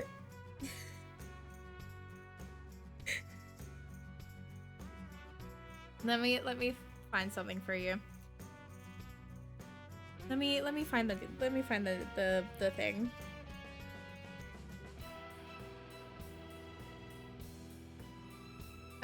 I'm trying to find the right thing for it. Wait, give me a second. Wonder if I should show you like the thing. Okay. The Neopian Times. Keeping it simple, a guide to round table poker. Have you ever tried to play round table poker only to give up because it was too hard? Never fear, this guide will show you an easy strategy that you can earn a nice new trophy for your lookup. Since round table poker is based on playing a fixed number of hands instead of elimination, it is even more important to have a good strategy. I'm not claiming that mine is the best strategy, in fact I'm not sure there are better ones out there. It will not, for example, help you get a gold, silver, or bronze trophy. The aim is the strategy is solely to guide you towards getting the runners-up medal with at least amount of work, stress, and Neo points spent. You won't even have to interpret facial expressions or calculate the odds of winning. Sound good so far? Then let's continue. They had poker in Neopets.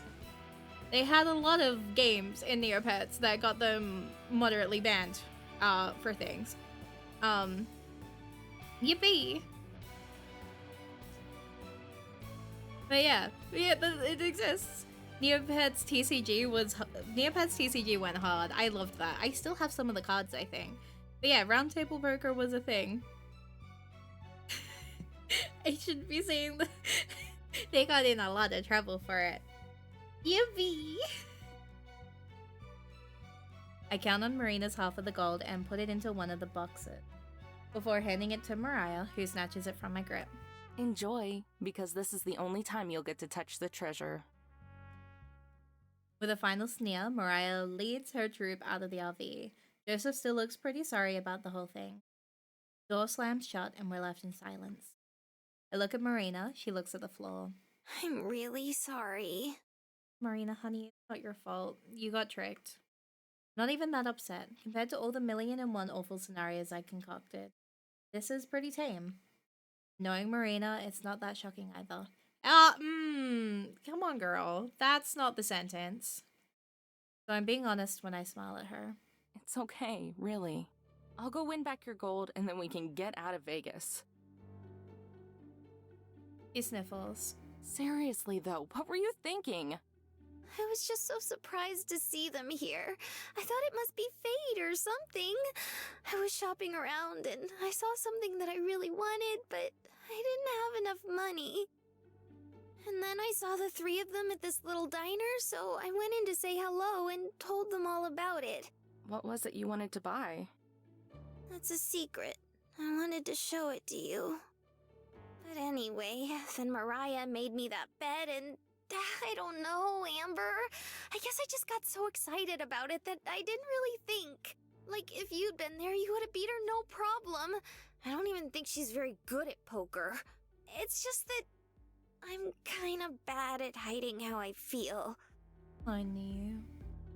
I can't help but laugh. No way, you're kidding me. Amber, not the time. She sticks her tongue out at me. Guess she's feeling a little bit better. Okay, well, I guess that worked in this case.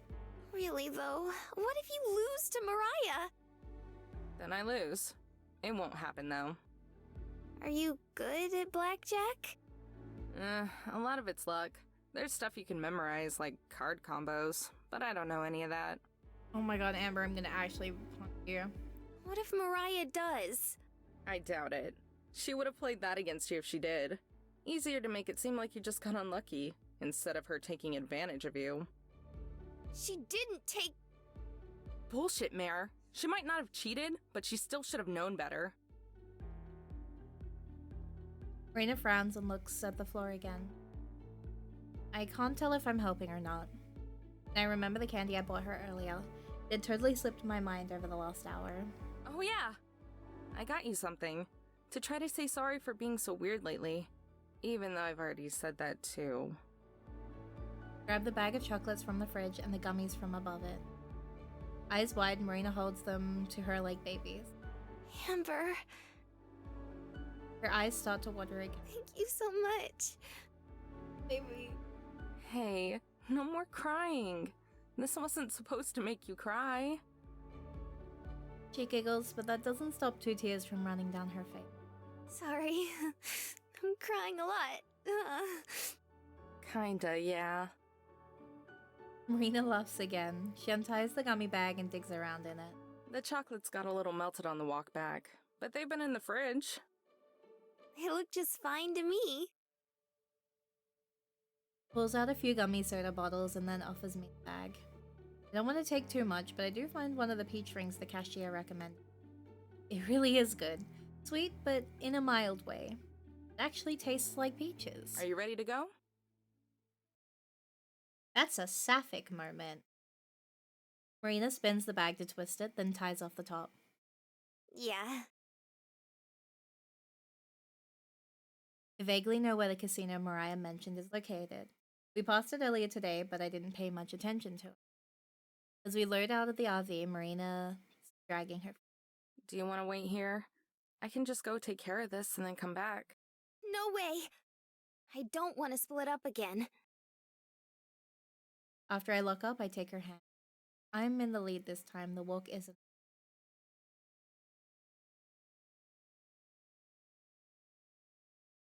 With the evening approaching, the temperature's gone down. At the same time, traffic is starting to build up.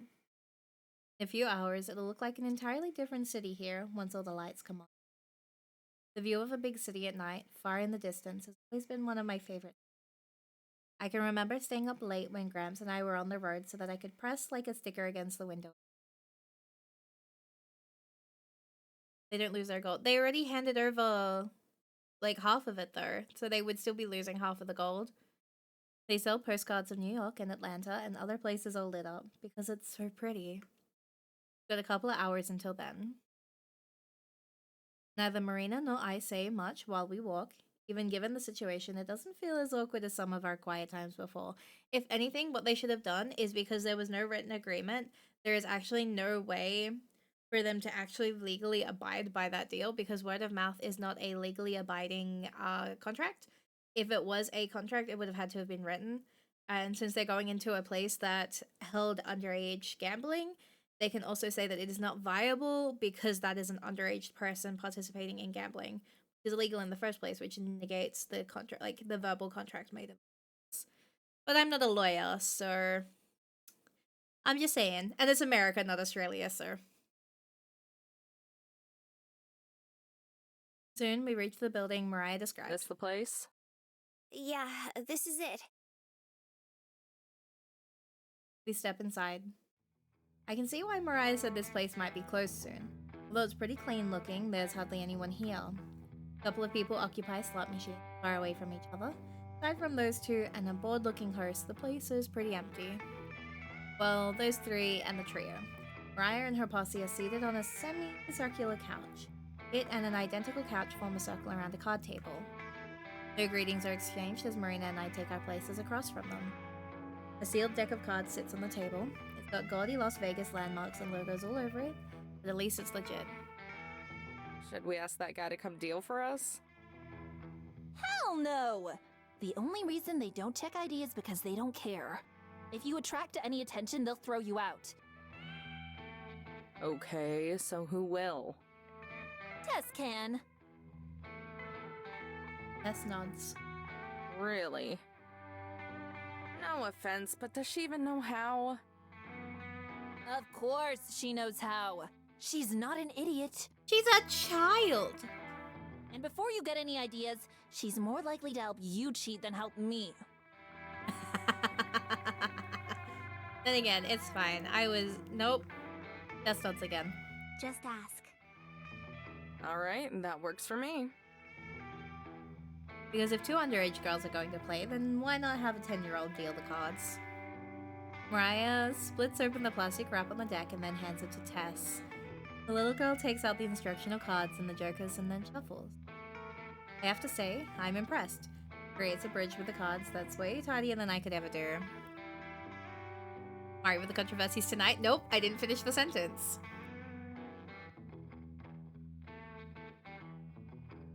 Mechanical, even. So there are 16 pieces total. We'll go piece by piece, I guess. Mariah's jacket is black in these Vegas scenes to depict her squarely as a villain. That's crazy. Wearing black to depict as a villain couldn't be me. Sure. That's crazy. It means I'd have to win 8 times in a row without Mariah or the dealer winning any, earn back all of Marina's treasure, and I won't settle for anything less than the full amount. We have a small stack of tokens near us that each represent a single piece of treasure. How does this game work? Basically, you try to get the cards in your hand to add up to 21, or as close as possible without going over. Whoever's closest wins that round. The dealer can win too. We all get 2 cards. Then, you can stand, which is where you don't take any more cards, or you can hit, which is where you draw another. That sounds really easy. And an ace represents 1 or 10. I guess. Like I said, it's mostly luck. Shut up. Time to play. Okay, damn. I flip her off, but don't argue.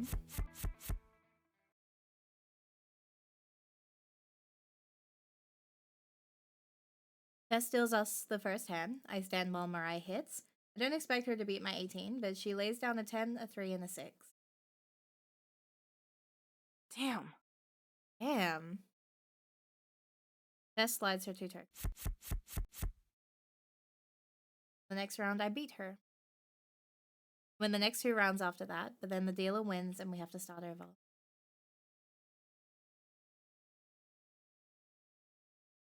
Game drags on for a long time. Joseph has fallen asleep, head lolling backwards over the couch.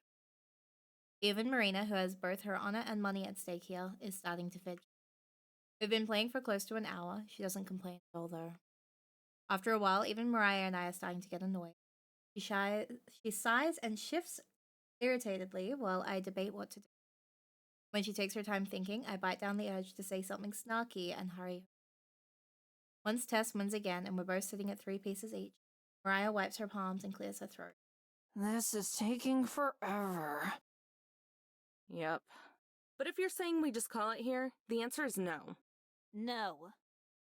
But let's just go all or nothing. One final hand. We don't do that. We don't do that. Amber, if you do that, I swear to God, I am actually going to punt you across the room like you are a HoloLive plushie. Then you won't be able to say I cheated or took advantage of anyone, and I can finally relax with my treasure.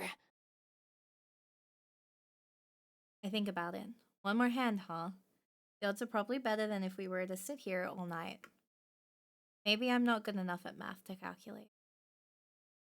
It would be possible that we're here until the festival comes around if we keep going back and forth like this.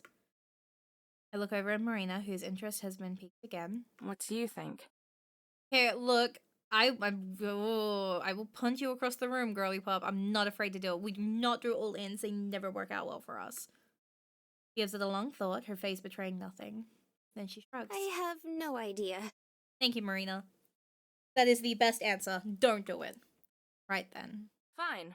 All or nothing. Oh, we're gonna lose. We're gonna lose. Amber, we're gonna lose. Amber, we're gonna lose. It's fine. Mariah nods, satisfied. Deal 'em, kid. Tess passes out our cards. I pick mine up, holding them so only Marina can see. 9 and a 7. Not awful, but not great. That's 16. That's bad. That's a bad number. 16, 17, 18, 19, 20. Anything higher than a 21. Anything higher than a 5. And you're out. That's it. You're done for. That's not good. There's like half of your deck that will screw you over in seconds. That's bad. That's also too low to be a guaranteed save. So like, that is an easy number to still beat. We're not cooking here. That's a bad number! What did I say? We shouldn't have done it. Okay, it's fine. Tess is showing an 8. Already that's bad. I believe I'm letting blackjack like this. Look, what can I say? Try to gauge some sort of reaction from Mariah, but her face is totally expressionless. No wonder she beat Marina at poker. Because, like, here's the issue, right? So we have we can draw a card. So we could technically pull an ace, get that, like, lower number on that ace card. That brings us up to 17. That's still not a beneficial number. So we've taken, like, that's 6 opportunities, right? 6, 7, 8, 9, 10. Like, we're not picking our cards right here. There is so many things that could go wrong if we take a hit. But we're also too low to really benefit from a safety net. So, like, an 18, a 19, a 20, they're safe numbers, right? That's obviously very safe. 17... From, like, my time, not that I know anything about this, anything anyway, you know what I'm saying? Haha. Does blackjack actually last that long, though, an hour with no one winning? Does it have to be 8 win streaks? I don't know what they're cooking with the 8 win streaks. I've never had that before. You normally just go until you call it, from my experience. But again, I don't have any experience. I'm just a little funky little guy. Amber? I think that's the first time she's ever said my name. It sounds weird coming from. I'll stand. Almost said the wrong words. If I were to take a hit and draw another card, there's a pretty good chance it'd put me over blackjack, and that would be a loss by default. Sis? Hit me! Go over 21. Go over 21. Go over 21. Stand means you're not adding a card. Hit me means you're adding another. Go over. Tess slides her another card, then flips over the whole card. Flips one over the whole card. Okay. 4. Go over. It's a 4 for a grand total of 12. That means we still beat her at least. Okay. Let's see. Lay down my cards and wait for Mariah to do the same. Go over, go over, go over, go over, go over. Except she doesn't. She looks at my cards flat on the table, face stony, mouth silent. And she makes a sound of disgust and stands as she flings her 3 cards towards the table. I flip them over to see a 3, a 2, and a 10! Yes! We win. Let's go! That's all I say. Marina looks at me, then at the table, then back to me, making sure she heard me right. We did? Yeah.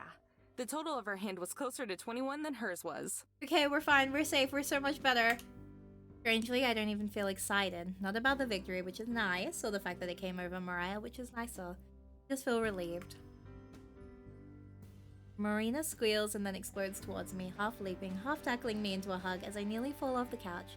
She plants a large kiss on my cheek and then travels over to my mouth. Oh god, Amber! I was so worried, but oh my god, thank you! You're the best! We stay winning. Her praises are dirted with kisses all over my face. Joseph, woken up by the commotion, looks away with a blush. Tess, on the other hand, stares at us creepily apathetic. Right in front of their cards, as they should. Us girly pups have got to be a little bit funky sometimes. I separate myself from Marina and stand up. Mariah has already traveled halfway to the door, not saying anything in her defeat. The little wooden box of gold sits abandoned where her arm was. I check and count the pieces of treasure. They're all there.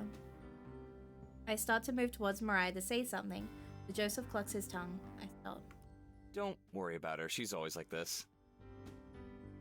Sorry. Not sure what else to say, I half shrug, which is hard since Marina still clings to my arms. Don't be. Better things work out this way. Come on, kiddo. He takes Tess's hand and they start to follow Mariah, who's left the building. You ladies take care. You too. See you later. Once they leave, I look down at the mess of chips and cards on the table. Someone will come by and clean them up. Marina tugs on my shirt. When I look at her, she kisses me on the lips again. For the first time today, we stay like that for a long time, not caring about how many stares we might be getting. It can't be more than 3. I can still taste a faint saltiness from her tears. I can feel her lips curve into a smile even before we pull apart. Thank you. Seriously.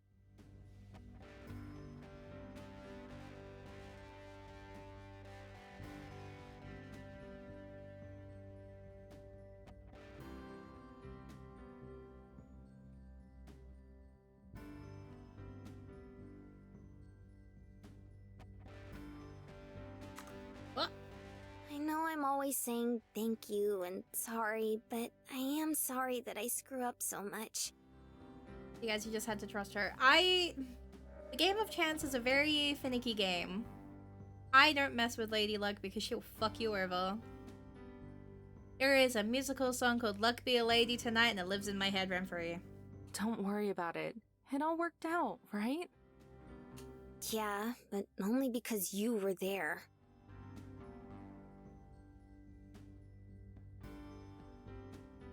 Oh, wait, you don't do gacha anymore. Exactly. I'm a recovered gacha person. I don't play the gachas anymore. But even then, I will say, 'twas hair. What are you doing, Mori? I will say, 'twas hair. When I was gachaing, I was like one of probably the most luckiest people you'll ever meet because I often would get 5 wins in a row in my 50-50s and then 1 loss and then straight back to like 3, 4, 5 in a row again. It was funny. I was a little silly with my gacha pulls. Rai hated me for my gacha pulls because I turned around on multiple cases and I was like, oh, you're having trouble pulling? I'm gonna do a 10 pull right now. And then I'd get the character and he'd be like, can you fucking stop? Like, he was struggling to get Hu Tao back when he also played Genshin. And so I was like, watch how easily I can pull Hu Tao. And like, I was not a guaranteed at that time and I knew I wasn't guaranteed. So I knew I had a chance of losing, but I could have gotten Keqing. So like I like Kaching and I could do it. But yeah, so basically I pulled the hotel before Rai. Funniest thing. Actually the funniest thing that I've ever done.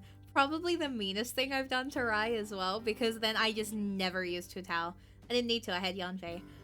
And then like all of the, yeah.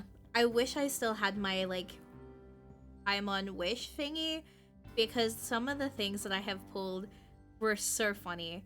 My first ever double gold was an accidental on Yelan, and I will never forgive myself because I wanted one of the characters that was on Yelan's banner, and I was like, I'm a low. I'm still very, very low. And like, I'm due to lose a 50-50, so it should be fine. Like, I've had a few wins in a row. I can take a loss here, get just a random one, and then get my 4-star. Didn't get the 4-star I wanted. Got my first double gold with Yelan. Crying into my hands that day. So I pulled her bow and gave it to Kale. It's how you cope. Pull her bow, give it to somebody else. She'll never get it. It sits with my little Cabbage Patch Kid instead. I don't know what I would have done if you weren't. Well, if I wasn't, then you wouldn't be either, you know? I meant it as a joke, but she doesn't laugh. Just leans into me. I know. Then we kiss again. We must look like perverts, just standing in the middle of a casino making out. I don't think that's what you look like.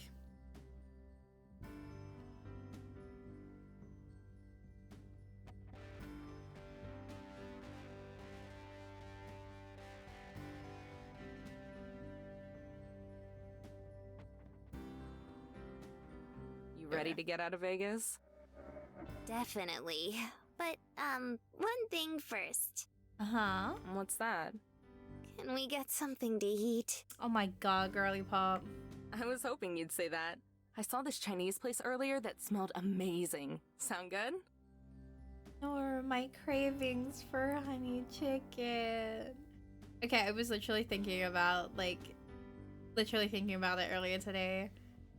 Because there is this really nice Chinese place not too far from me. But they're very, very expensive. Like, very, very expensive. Because, you know, cost of living crisis, ha ha ha, in Australia, hee hee hee. So everything's very expensive at the moment. But they do this really, really good honey chicken, and like, oh my god, it's amazing. And where I'm moving to next year, I know all of the local places, and they have never hit anywhere, like nowhere else has hit as good as they do down there. So I'm like so excited because I'm like, oh, I'm going back. It's gonna be so good. At least I hope they're still open. They've been around since I was like a kid, so I'm praying they're still around. If they're not, then you'll see me crying about it on Twitter when I move back down there. But if it is still there, then you'll see me cheering. But oh god, now I'm thinking about it again. Very. Hand in hand, like always, we leave the casino and make the quick walk to the restaurant. I'd come across it while waiting for Marina before. The coffee, like, oh my god, please, I'm craving Chinese food. But don't actually, that was not a, like, actually do it. Don't do it.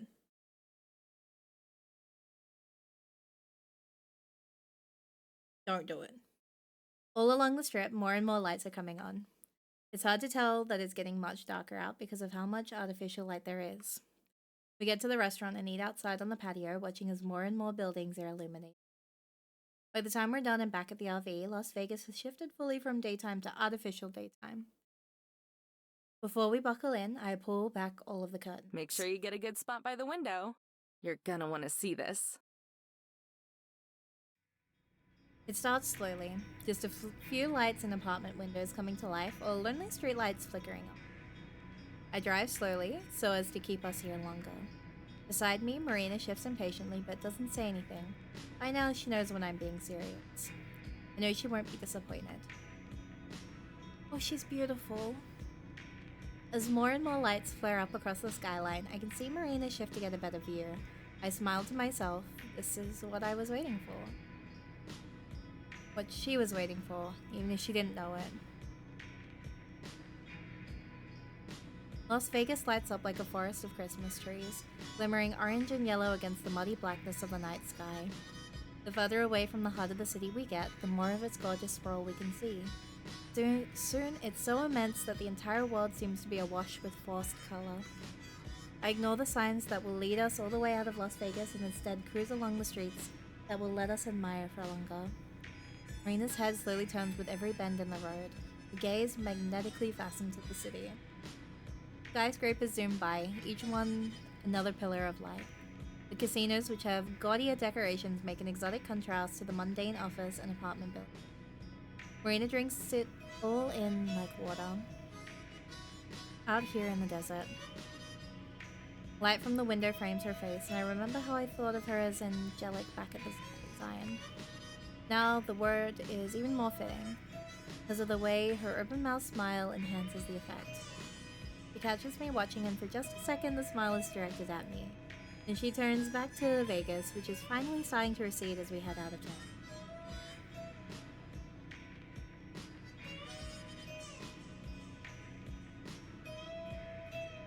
She's silent until long after it's faded from the rearview mirror. Then she clears her throat and finally looks at me again. We're going back one day, right? Aww. Sure, if you want.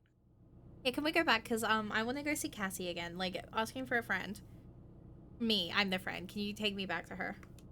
Good, because we didn't even get to do like a nickel... Quarter. A quarter of the super cool stuff we should have done. Oh yeah? Like what? Even if I do live like a gross hermit, I know what Vegas has to offer. I like seeing her excited. There's always a genuine spark of wonder that's ignited when she... It might have to do with her lack of experience, but I like to think she'd be the same regardless. Well, there's this pirate sun show that looks really cool.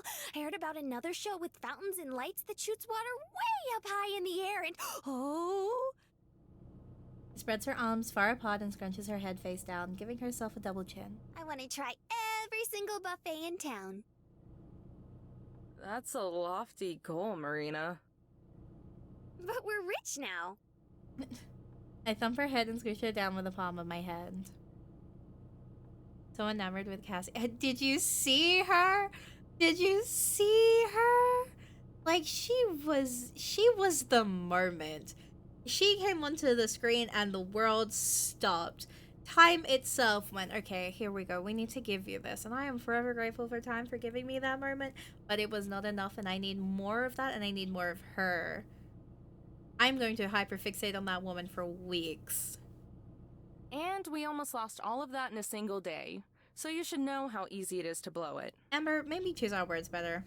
Well, I think it would be romantic. Insane. We can rent out a hotel room, order a really nice bottle of wine, and just cuddle by the window and look at the lights. Wait, that's kind of cute, though. Wait, Marina's a cute little romantic there.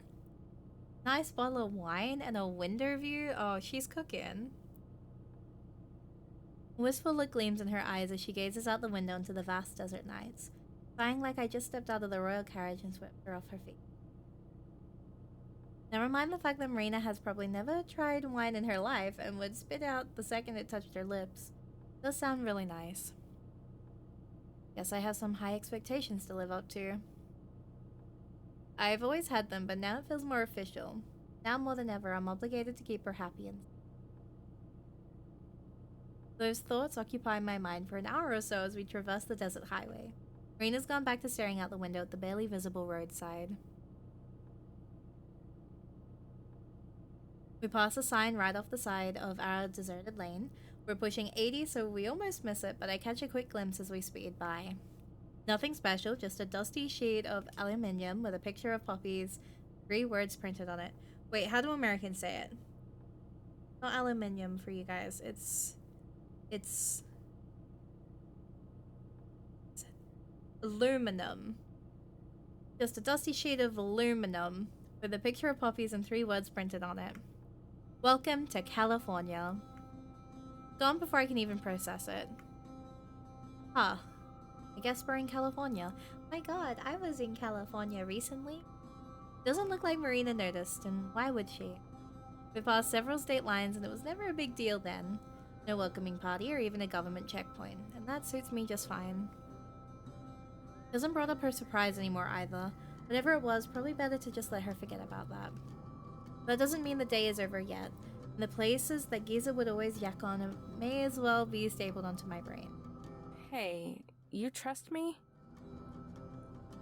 Her head perks up and she turns away from the window, answering without delay. Of course I do. Why? Just checking. Insane questions to ask. And that's that. No more questions. Just blind trust. I continue driving, eventually branching off onto an exit. Another thing I don't think Marina notices. Soon, budding lights start popping up in the distance. Typical yellows and whites, barely hovering above the road with one exception.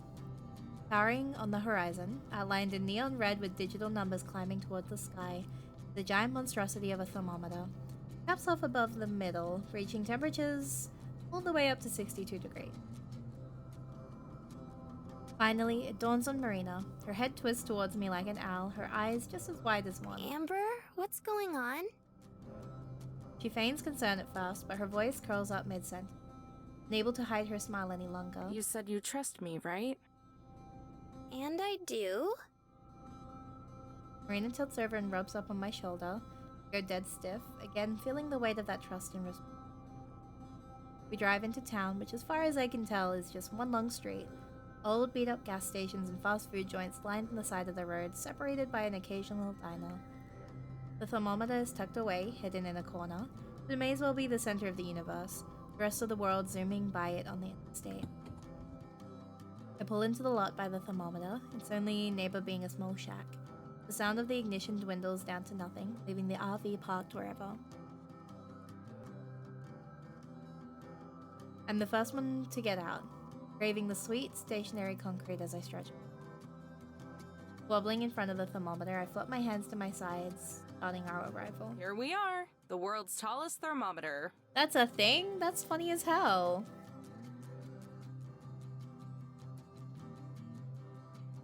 Marina steps out of the RV, eyes sparkling, mouth wide open in awe, her face frozen in time. She reaches into the motorhome and pulls out her camera. A single flash shooting out from it as she winds the camera for the next shot. I thought you might like it. Smug grin finds a home on my face as I revel in the pride and satisfaction of knowing I did something to make her smile. Except she's not smiling. She's staring. Not at the thermometer now, but me, a near lifeless gaze cloaked by the dimming headlights of the motorhome. Marina? Readying her stance, she pushes her feet off the ground and charges towards me. If we're doing this, then we're doing it right. Wait, Marina!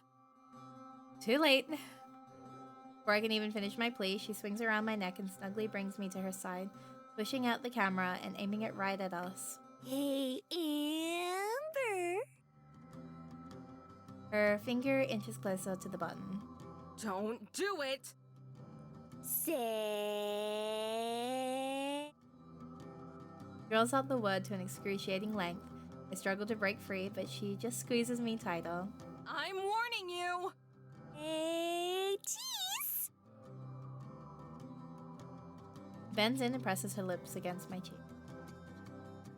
Hold and flash. Huh. Oh, they're so cute in that photo. Hey, that's cute as hell. My god. I stare at the camera, mind blank, my non-reaction, drawing out a cute giggle from her. And then it hits me. A thought so mortifying and embarrassing that it shades my skin a pink and red gradient. He thinks this is cute. At this point, I'm butter, or clay, from Marina's perspective.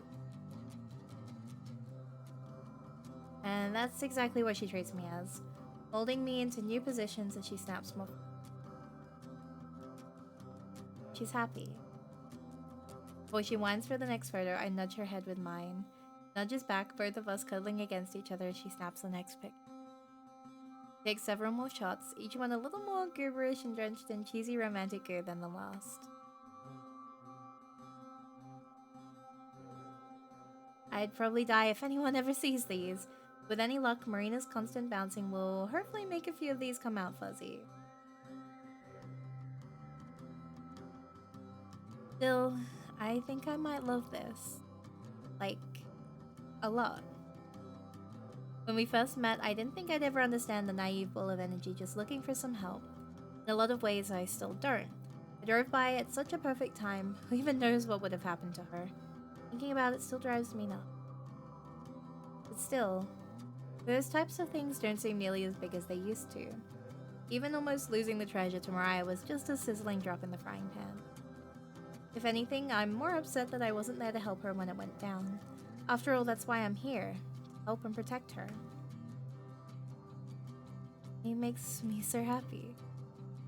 With my hand now wrapped around Marina, I clench her tight, only for my hand to be met with an adorable gurgling rumble transmitted from her stomach.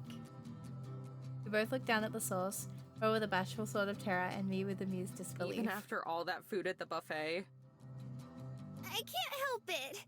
He's hungry. You're a bottomless pit. The Marina Trench. Oh. Are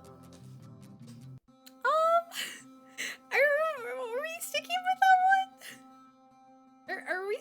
Are we sticking with that one, Amber? I'm gonna give you a second. You can rewind it. Are we sticking with that?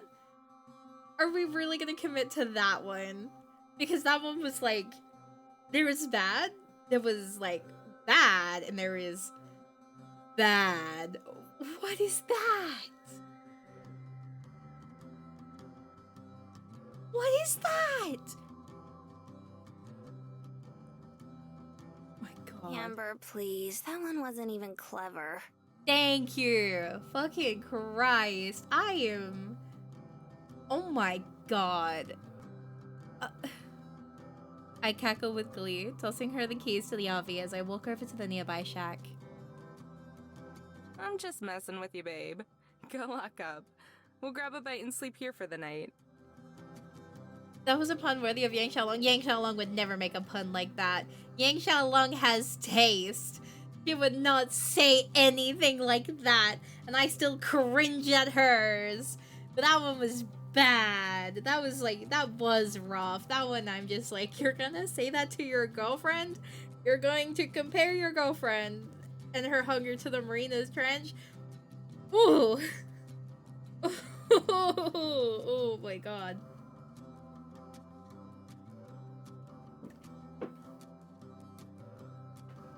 That's Mariana's Trench, yeah.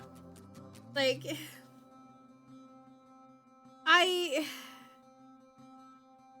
oof.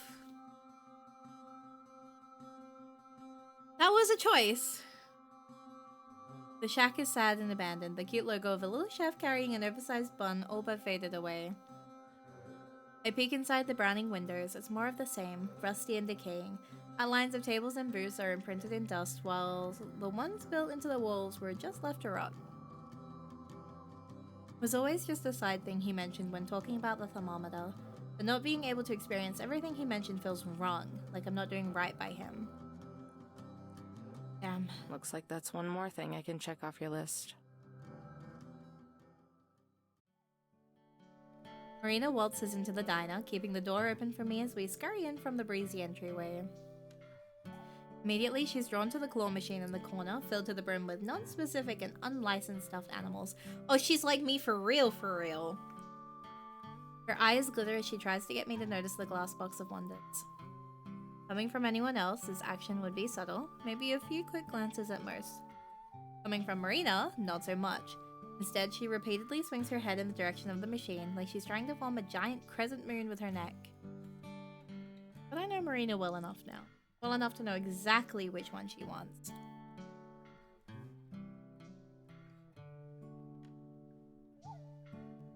Snuggled tight between a fuzzy ball with googly eyes and a lion with a crown lies the Holy Grail. Grey wolf with a polka dot bow tie. Unfortunately for her, our waitress is already waving us over to our seats. Marina stares into the glass, her foggy reflection lining up with a wolf. Take her hand and lead her to the booth. Once there's some distance between us and the waitress, I lower my voice. Don't worry, I'll give it a whirl after we eat. If you do not win that, you are failing. Marina, however, can't take a hint and blurts out her response, alerting every weary soul in the diner. Whoa, you actually know how to win at those? I've never been any good at them. counter lined with jumbo clones turns around and glares at us before shaking their heads in return. Oh well. Of course I do. You know how many of these diners I went to as a kid? Also, Amber has the strats. When you eat at the same place almost every day, you get good. Fast. Wow, you're like a claw goddess. Yep. Damn right. Marina ogles me like the claw goddess I am as we take our seats at the booth. I gladly accept her glory and praise. The waitress flops the menus on our table and silently waits for us to order our drink. Just coffee for me. With her eyes glazing over, she turns to Marina. What kind of shakes do you have? The waitress reaches her wrinkly hands across the table and tosses the dessert menu in front of Marina. She flips through the menus and strains her eyes shut, focusing on what very well may be the most important decision of her life. Amber, you got coffee, right?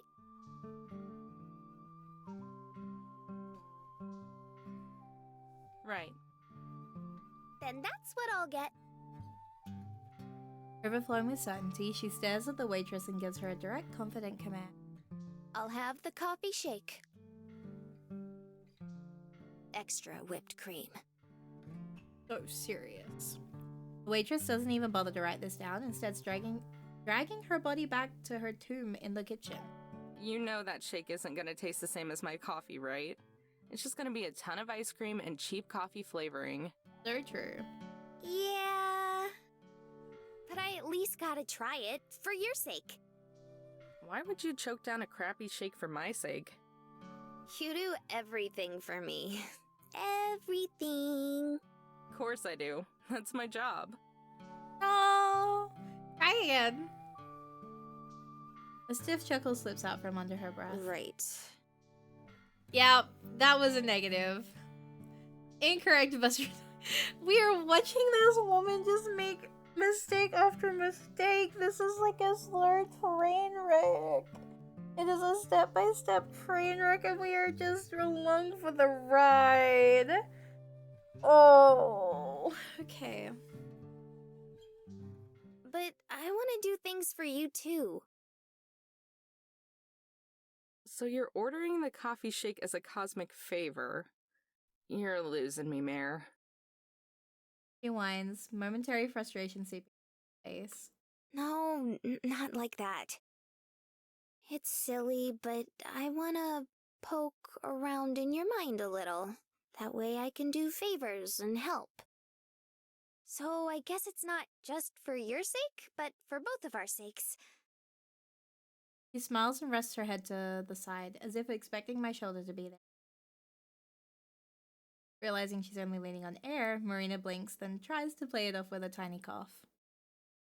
I saw that. Before I can take my teasing to more exciting places, the waitress returns from the kitchen, barely managing to balance our drinks on the platter as my coffee splashes everywhere. Doesn't seem to care. She places our drinks on the table, then limps out her notepad and pen for orders. Thanks, but I'll stick with coffee. Marina's too distracted by the shake to notice. Her eyes climb up the tower of extra whipped cream as it twirls to the ceiling, rivaling the thermometer outside. Snap 2. What do you want? Oh, She opens up the big menu and flips through the pages multiple times, front to back, side to side, even upside, repeating the process every time. Before we miss the festival, Mare. Give her time. She's cooking. I know, but there's just so much to choose from. I have to be picky. You didn't have a problem vacuuming up everything at the buffet. Amber, shut up. Marina drops the menu. If it were a few pounds heavier, I'm pretty sure she would have dropped it on my feet. Handing the menus to the waitress, she leans over the table, away from my face. Places her order, her pupils burn with intensity. I'll have the pancake sandwich. Dead. Waitress wobbles away, somehow not collapsing on her way back to the kitchen. I try not to burst out laughing at Marina, but it doesn't work. The cracks are showing, stilted snorts and spurts of snickering keep leaking. Marina's cheeks puff out, getting brighter as I bubble over. Why do you have to tease me about everything, Amber? I break, my laugh echoes across the diner. Again, we're met with glares, but I don't. Fine. Maybe I won't share the treasure with you after all. I wave off her empty threat and said, I'm sorry, I'm sorry. "No, you're not seeing you're not seeing it." It's just that Done laughing, I rest my chin on the table and start fumbling with the salt and pepper. that's what Gramps used to order all the time. Oh, that's cute. Actually, wait, that's kind of cute. Marina has already reverted back to her usual self, watching me pass the salt and pepper back and forth like she wants. It's so weird. Just two huge pancakes with eggs, bacon, and ham smashed in the middle. Things drenched in syrup. That sounds super tasty, though. I chuckle and slide her the pepper. I'm sure you'll love it. Now it's just the salt shaker sliding between my hands. He never eats the eggs. Always just passes them on to me. They're so gross. Just scrambled and cold and sticky. I always tell him no, but the dork just laughs and says he's gonna keep egging me on. Oh my god. Every single time. God. Marina laughs at the stupid joke. I laugh too. We would just end up bringing it home in a box. And when it went bad, he would just take it out of the fridge and say, "That's all, yokes!" Like it was the most clever freaking thing. Please, I'm suffering with these. She laughs even harder at that one. I do too. Keep my eyes focused on the shaker, sliding it faster and faster. When we go home, you two really need to get together and me. Ah! Ah!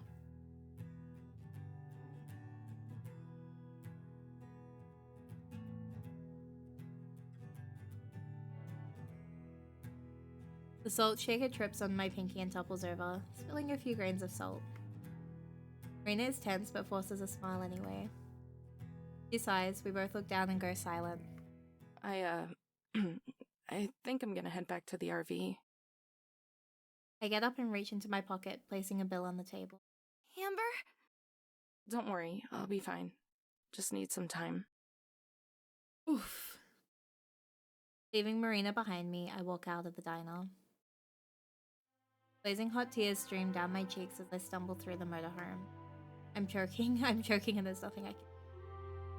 How could I forget, even only for a second? Am I really that heartless? I want to throw up, I can barely stand, tearing down all the magnets on the fridge as I trip over my own tears. The next thing I know, I'm falling onto the bed, and even though I land on its stiff concrete springs, I still feel like I'm falling. The ceiling is getting further and further away as I sink deeper.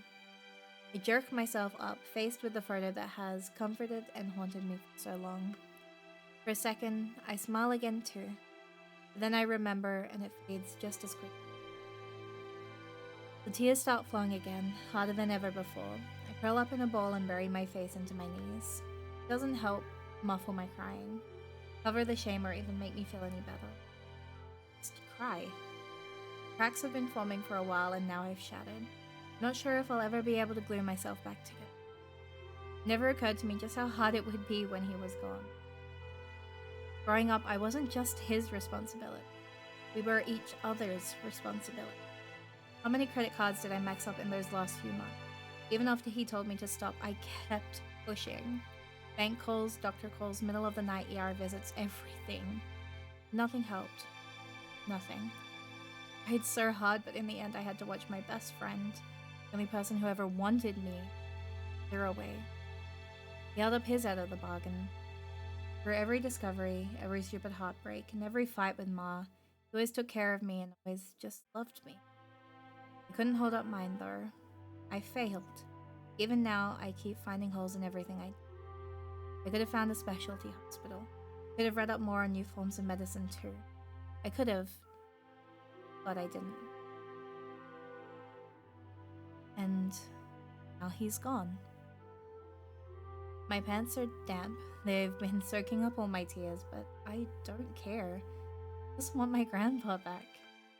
The motorhome door opens and brushes against the outside, followed by soft footsteps that creak along the floor. I try to act quick, sneaking a final few sniffs in before wiping away my tears. But it's no use. Just keep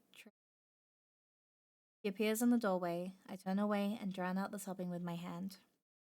It's so embarrassing. You shouldn't have to see me like this, but I don't think I can muster enough composure to ask her to leave without breaking down. Marina reaches out to me, drenched with worry. Realization sets in, her eyes soften, reflecting a deep sense of genuine empathy. Silent, she sits down next to me, wraps her arms around my head before I can swim. Cradling me on her lap, caresses my hair and cheeks. My crying stops as I process it all, feeling nothing but her softness. Marina begins humming, gentle and breathing. I recognize the song instantly. From Gramps' favorite. She probably doesn't know the significance behind it. I have never even told her, but she remembered it. After all the times I've looped it, remembered. Tears come back, but quiet at this. She keeps humming regardless. It's a little choppy, her voice breaking off in some places due to lack of air. I adore it all the same. I cry and I cry and I cry, letting myself go for the first time. All while listening to her hum, hiding in my warm, safe bubble with Marina bundled tight around me. Right now, she's the most important person in the world to me. So much warmth, I don't just feel moved. I feel a resounding sense of something that's even more special than I want to build on it. Turning around, I work my way up and kiss Marina. The humming and caressing stop. This time I move to her collarbone. She winces back, tensing up. I pull away. For a moment I feel like crying again, this time out of a different shade of guilt. But Marina looks back at me and I stare back, but she gives a short nod and cranes her neck up. Then, with a nod of my own, I lean back in, returning to her neck. Thank you for the hydrate. Get that drink. Perfect timing, too.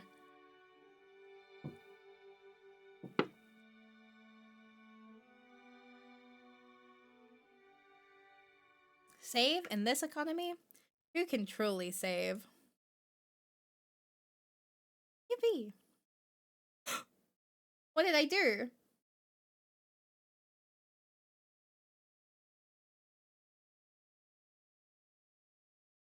What did I do? What? Okay, we're fine. I clicked the wrong button. We're fine, we're fine. That never happened. It's fine. Yippee! I don't know what I did, but you know what? It's fine. Did it save? Wait, let me check that it saved properly. Okay, we're fine, we're fine, we're fine. We're so fine. The glow from the half-open skylight creeps in from above and shines down a strand of light onto the blanket. It divides the bed in two and slowly spreads across the room, casting off the morning shadows. My palm is warm and sweaty. Moving my fingers reveals my hand is still interlocked with Marina's. They played Monopoly then?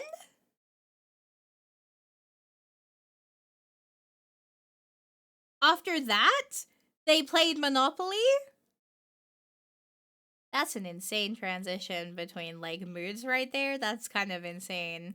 Yeah, that's wild. At least I know that I do not have the Monopoly scenes in this, so I was smart. Okay. My palm is warm and sweaty. Moving my fingers reveals my hand is still interlocked with Marina's. Never let go. I turn over and face her. She's still sleeping, curled on her side and laying on her arm, just so she can keep holding my hand. Soft and rhythmic, her breath brushes against my face. If I could, I'd watch her for hours. Trying not to wake her, I unchain my fingers, wiggling them until the numbness sets in and pricks away at my sleeping hand.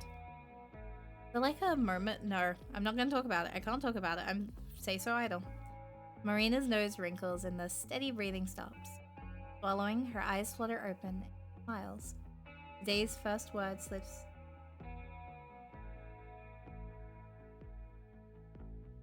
That is a new sound.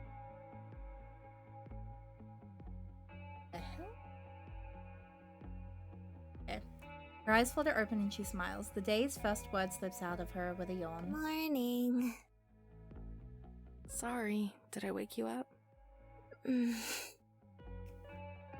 She snuggles in closer and takes a deep breath, keeping her deep, wide eyes on me. You sleep okay? After the fire wave, Marina seemed unsure for a bit. But when I look at her now, none of that is there anymore. She's completely trusting. It's a little terrifying that I gained that trust so fast, especially since we pivoted around each other. That kind of trust, that kind of responsibility, it's a very special thing. Had it with Gramps, now Marina has given the same thing to me. From taking her to a gas station, finding treasure, and even fending off weirdos, she's put her trust in me to be responsible for all of it. Sometimes I wonder if I deserve it. Sometimes I have moments where I know I don't. Like when I can't find some lousy treasure, like when I'm not around to help her out of a jam, like when nothing I do can save someone, no matter how hard I try. When I just can't function. Last night. Marina picks up on my silence. Her expression fades from trust to concern. Something wrong? Nah, it's all good. Slept fine. I lean over to kiss her forehead, but pull back halfway. Ripping off the blanket, I leap out of bed and stretch. Marina turns a crimson red and eeps, throwing the covers over herself as our clothes from last night lie in heaps across the room. Dig through the cupboard and toss her a change of clothes before slipping into my own and beginning our morning routine. We got a big day ahead of us. Assuming traffic isn't crap, we should be in Palm Springs by late noon. Peeks out from the blanket and grabs her clothes. And then the festival. Almost. We have about a day to kill. I run the coffee maker and head to the bathroom to start brushing my teeth. Behind me, Marina is changing her clothes. I can clearly see her in the mirror, but after last night, I'm not sure it matters anymore if I accidentally catch a glimpse. So, do you know what bands you'd like to see yet? My voice is garbled, muffled by the toothbrush stuffed in the corner of my mouth. Kinda. I have a few ideas. Bit. Most of which are just bands me and Gramps liked. We should look at the lineup later. See if there aren't a few bands you might want to check out. Finished changing, she scoots in behind me, directing her eyes to the mirror as she rests her head on my shoulder.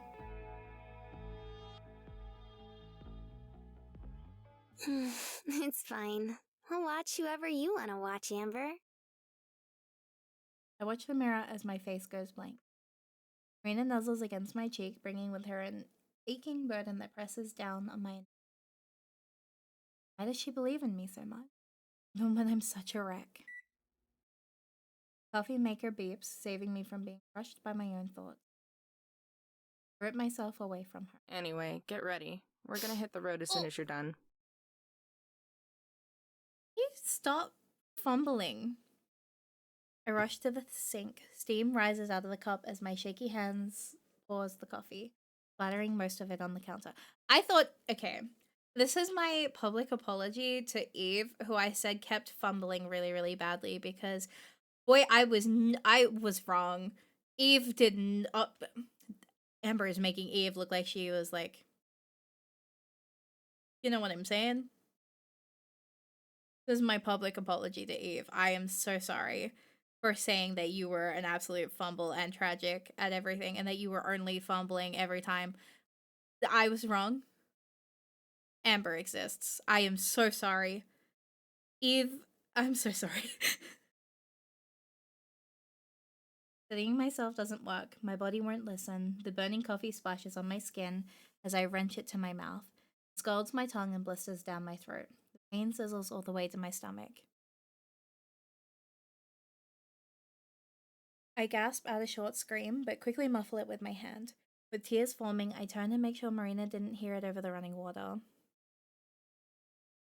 Once I'm sure, I wipe my eyes. After several sharp breaths, pour myself another cup. She's just 19. Still. The bag is being fumbled so bad right now. I drag myself to the driver's seat and slam my cup in the holder, then plant my head on the steering wheel. It honks. The handles from the bathroom squeak, and the sound of water is reduced to a few moments later. Marina trots down the motor. Oops! Oh my god, I cannot read. A few moments later, Marina trots down the motorhome and hops into. Jerk up my head. All set? Yep. But are you sure nothing's wrong? Forcing a smile, I turn the key and put the RV into drive. Don't worry, everything's fine. Just a little tired.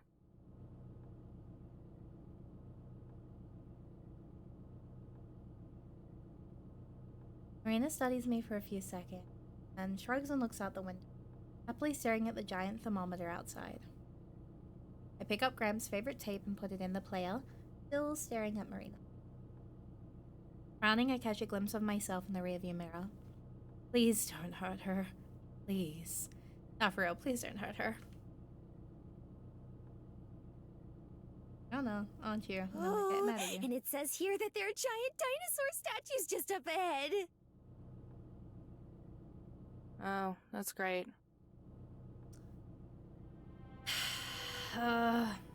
Everything she's been saying for the past few hours has been zooming right past me. Not that I don't understand it. I've read that guidebook she's been pointing to about 1,000 times as a kid. But it's all being drowned out by the music and my constant. Drive hasn't done much to soothe the budding anxiety inside me.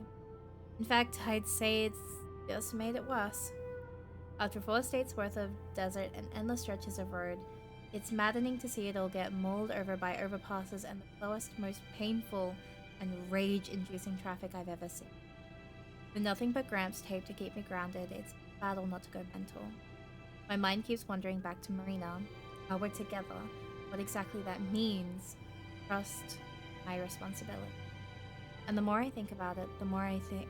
Oh, wow! Amber, look at how white the sand is. It's just like snow. Her observations haven't been helping either. Whenever I'm about to make a breakthrough or convince myself I'm just thinking too hard, pipes in and suddenly I feel You like depressed lesbians. So true. I feel like I'm right back to where I started in Colorado. At least I can take solace in the scenery, going back to something more familiar as we get closer to Palm Springs. Like Marina said, the sand is a lot whiter, looks almost as soft as cotton. Fades into fields of rocks and dry plants, trailing into expansive mountain ranges. All this just off the side of the road. Feels like the kind of desert people wander around and go crazy in. Something I can very much sympathize with. After all, wandering around in the desert and going crazy is how I met Marina. I think that's where the seeds of trust and at least I like to think that's why she trusts me, because I helped her. And it's through the next few weeks of that trust built upon, cultivating in something maybe even greater than that. Marina became important to me, one I had to protect. Whoa, look at all the windmills. Clenched down on the steering wheel. By doing what we did last night, did I betray that sense of greater than trust? He saw me crying. He comforted me. Made a move and... oh god. Realization is like a punch to the gut. I want to swerve off to the side of the road and haul my guts out. I used her. I used Marina. Amber, look! Tugs on my sleeve and points out the window. As far as I can see into the hazy distance, an army of windmills line the sand and stretch all the way to the hilltops. Their wings spin down in unison, cycling with these. Enough to snap me out of it, at least for a few seconds. Only the initial novelty wears off, right back to where I've been for hours. I've never seen so many.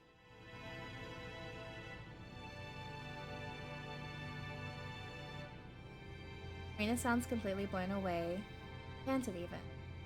Cute, but I think that's through. Really think this through. Hey, do you think we could actually be quiet for a little while? Jesus. Oh, sure, that's fine. Thanks.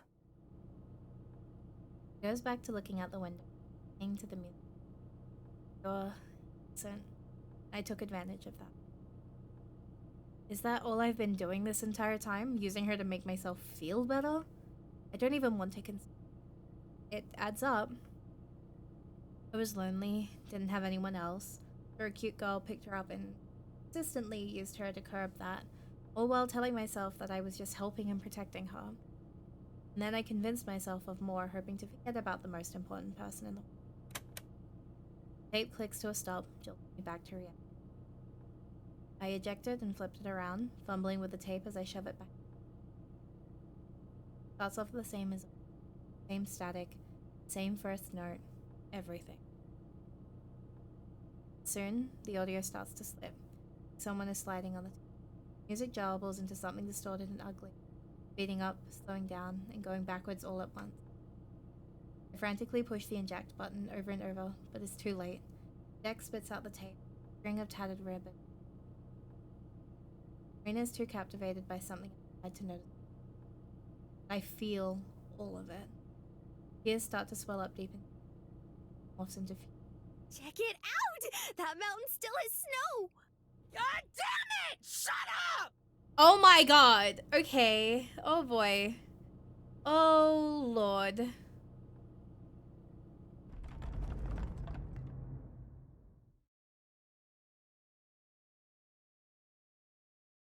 As if the universe were conspiring against me, a deafening explosion blasts in front of me. Tremors shake the motorhome. We bounce in our seats as I grip the wheel and pound on the brake, swerving out of traffic. Our hearts almost collide. Gasping for air, Marina turns. Damn it! Not now! Tear off my seatbelt and rush outside. Smoke rises from the engine, tearing into my lungs as I open the hood. Ah, shit! Thank you for the stretch. Marina runs to my side, waving away the smoke. Her jaw drops. Oh my god! What happened? What do you think happened? The engine blew! I punt the bumper. It leaves a small dent, like my numb foot is made of steel. What? But how? How the hell would I know? She flinches back, but manages to put on a hopeful smile. We have some tools. Maybe we can fix it. I don't think this is gonna get fixed like that, Marina, baby, honey. Laughing, I lean in and scoff in her face.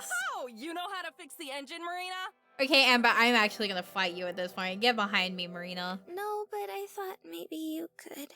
Marina, get behind me, girly. Do I look like a mechanic to you? Marina wraps herself in the security of her arms and looks to the windmills, their wings casting thick, brief shadows over us. I just thought.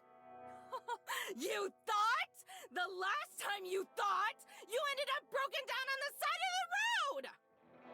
Oh, no. Oh, no. Oi. Oi. So maybe it would be better for the both of us if you continued not to think! She can hardly look at me. Her voice lowers to a fragile whisper, crackling as she speaks. I just wanted to help. Unless you can magically pull a phone out of your ass and call a tow truck, then you can't! And even if you could, you would probably just let it get stolen! No response. You want to make yourself useful? Go back into the RV! Marina keeps her eyes to the ground. Without saying another word, she slinks back to her seat. I sigh and space myself out in front of the motorhome, waving my hands back and forth as cars speed by, ignoring my signal. Even I can't follow my own stupid advice. Yeah, alright. I understand. Thanks. Untangling the cord, I set the phone down and sit on the bed, then sigh into my head. Hotel sheets are surprisingly soft, a hell of a lot softer than the stiff rags I've been sleeping. Downtown Palm Springs, a 5-star hotel. We were lucky they had a vacancy, let alone checked us in. Of course, a nugget of gold can go a long way in the art of persuasion. Would have sprung for a cheap motel, but every place has no vacancy signs lit up, and, well, I guess I just wanted to pamper Marie. Especially after early. Especially before what I'm about to do. Bathroom door creaks open. I swear to God, if you break up with her, I'm gonna fucking actually... the stream ends. Bathroom door creaks open. Marina walks onto the carpet, her hair still damp and strange. Noticing me, she stares down, avoiding eye contact. I do the same, letting the silence overtake the room until one of us is forced to sing. How was the shower? It was nice. Got hot really fast. The room goes silent again. Neither of us can look at the other, but we're both stuck, trapped until one of us can get past this. Marina is the first to look up. Will the motorhome be okay? Yeah. They said the engine overheated. Should be able to fix it. That's good. The first words we've said to each other in hours. Even after I flagged down a car and got someone to call a tow truck for us, we just sat in unbearable silence the entire ride over. It was the silence that gave me time to reflect about how wrong I was, how wrong I have been, what it is I really need to do. I'm sorry about yelling at you earlier. I was angry. Yeah, at myself. I shouldn't have taken that out on you. Correct? I was being annoying. I should have stopped talking when you asked me to. No! You've never done anything wrong. It was always me. Always. Don't be so dramatic. She flails her arms over her forehead and falls dead onto my shoulder. Everyone gets mad sometimes. Don't beat yourself up over it. If she's about to "it's not you, it's me," I swear to God. I shake my head and pull away. It's not about getting mad. It's that I didn't live up to my end of the bargain. Again. Amber? I look at the curtains and sigh. We're not missing anything, just an ugly view of the parking lot. I just got off the phone. I bought a bus ticket home for you. One way. Huh?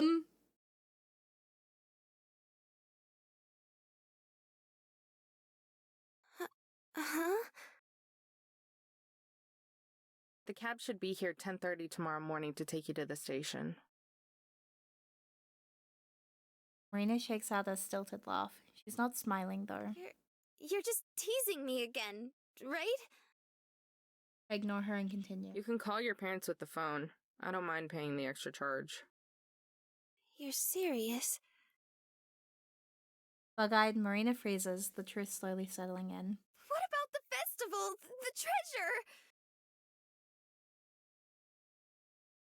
She snaps back, desperate to find some kind of rope to pull me back You in. can keep it.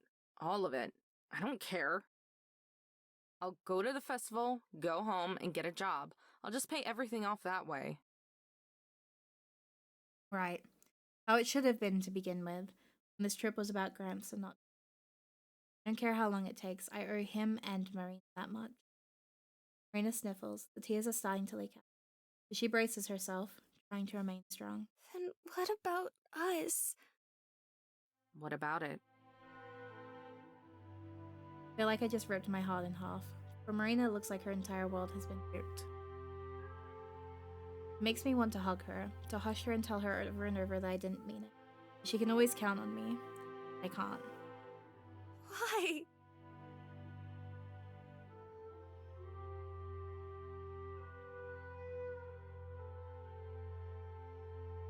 Oh my god. It doesn't matter. Sorry, but the way that she said why gave me a different character in my head. And, that just gave me emotional damage times 10. I didn't like that one at all. Oh, I didn't like that at all. I didn't like that at all. Oh.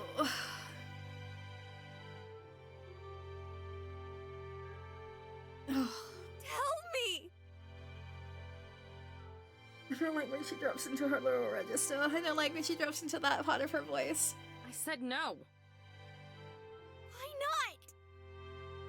Yeah, keep your inflection higher, please. Because you wouldn't understand. Look, you'll be fine. Just keep your head down and don't talk to anybody.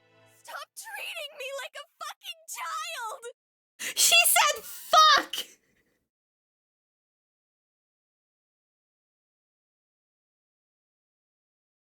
Oh my god. Oh my god. She said fucking? Yeah, Marina. Wait, I like this. Marina getting a backbird. I'm living for this. I'm living for this. Actually, wait. No, I can't go back. Okay. Fucking yeah, Marina. my god. Oh my god.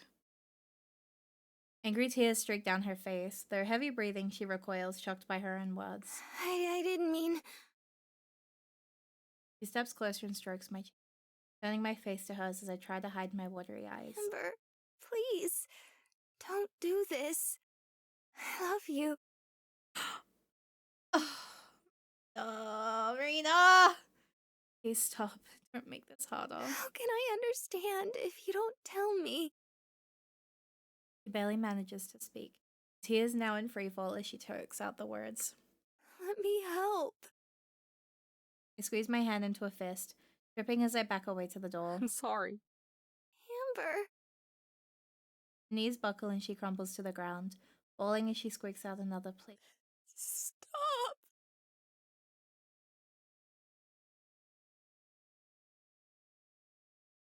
I'm sorry.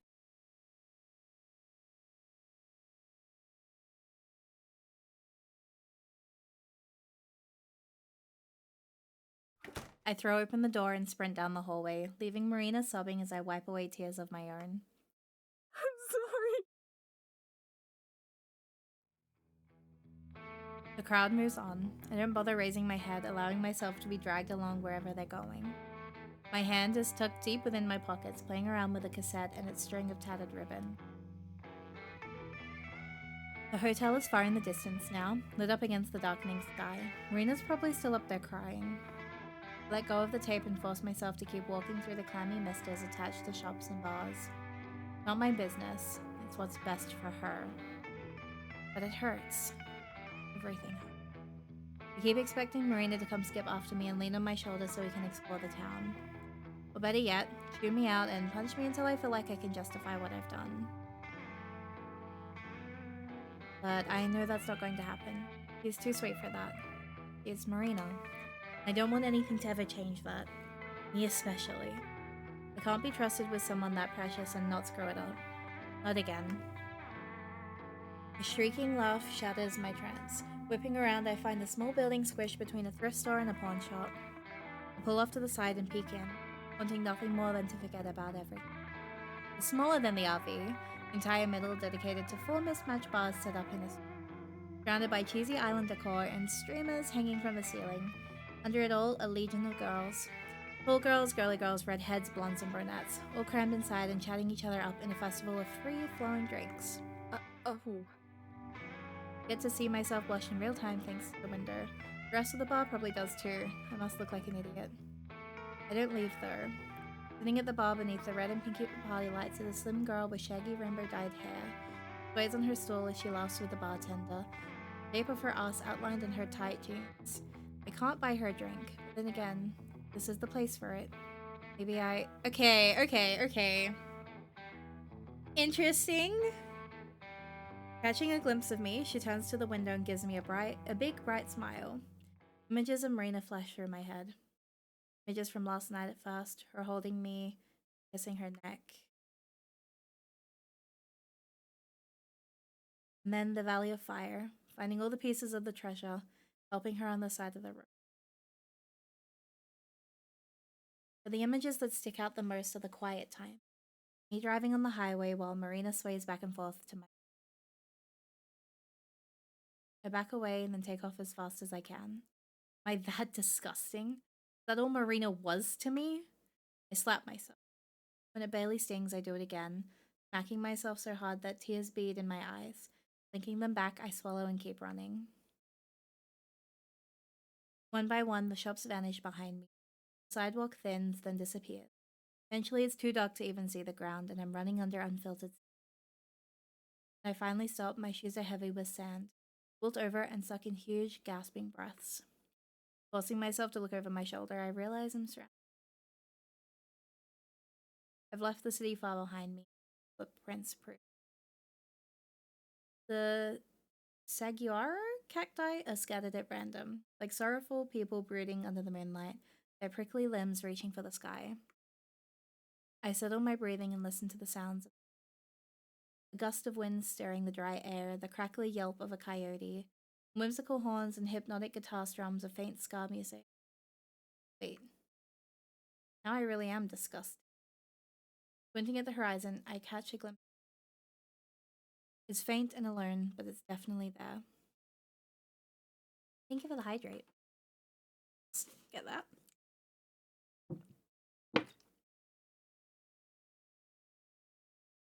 Pressured by some kind of masochism harbored deep within me, I follow the light. The closer I get, the more I know I should turn back.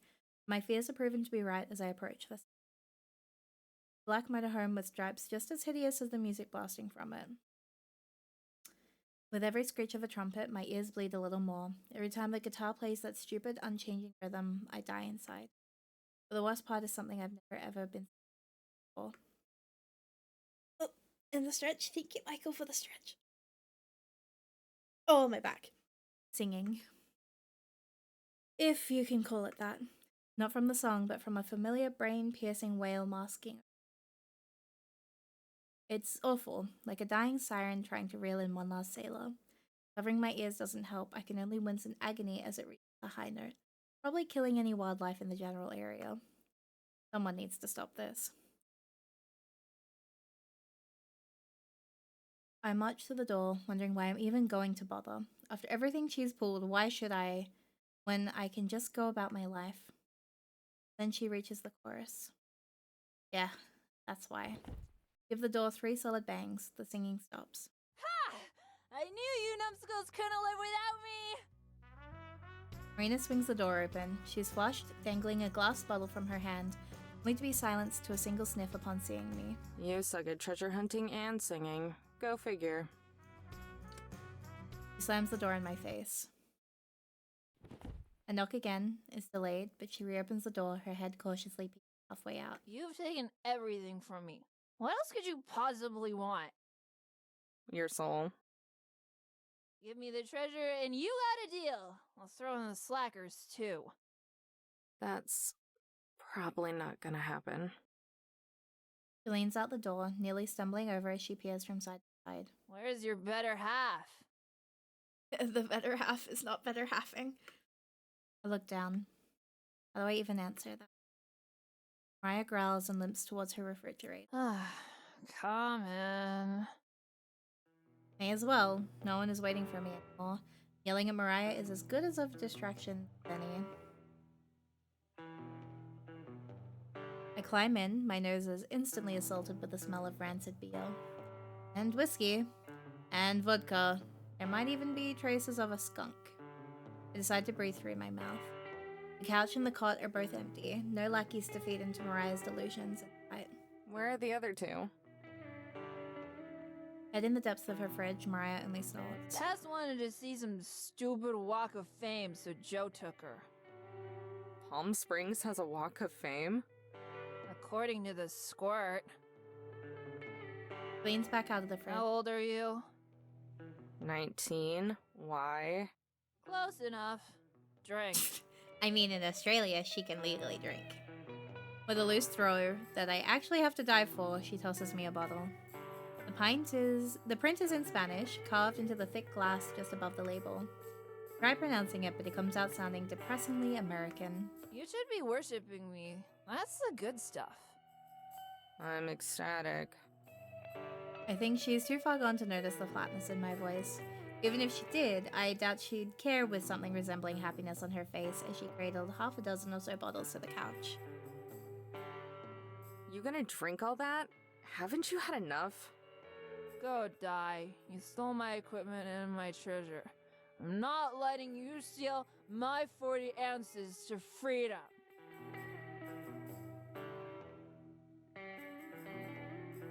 Is that...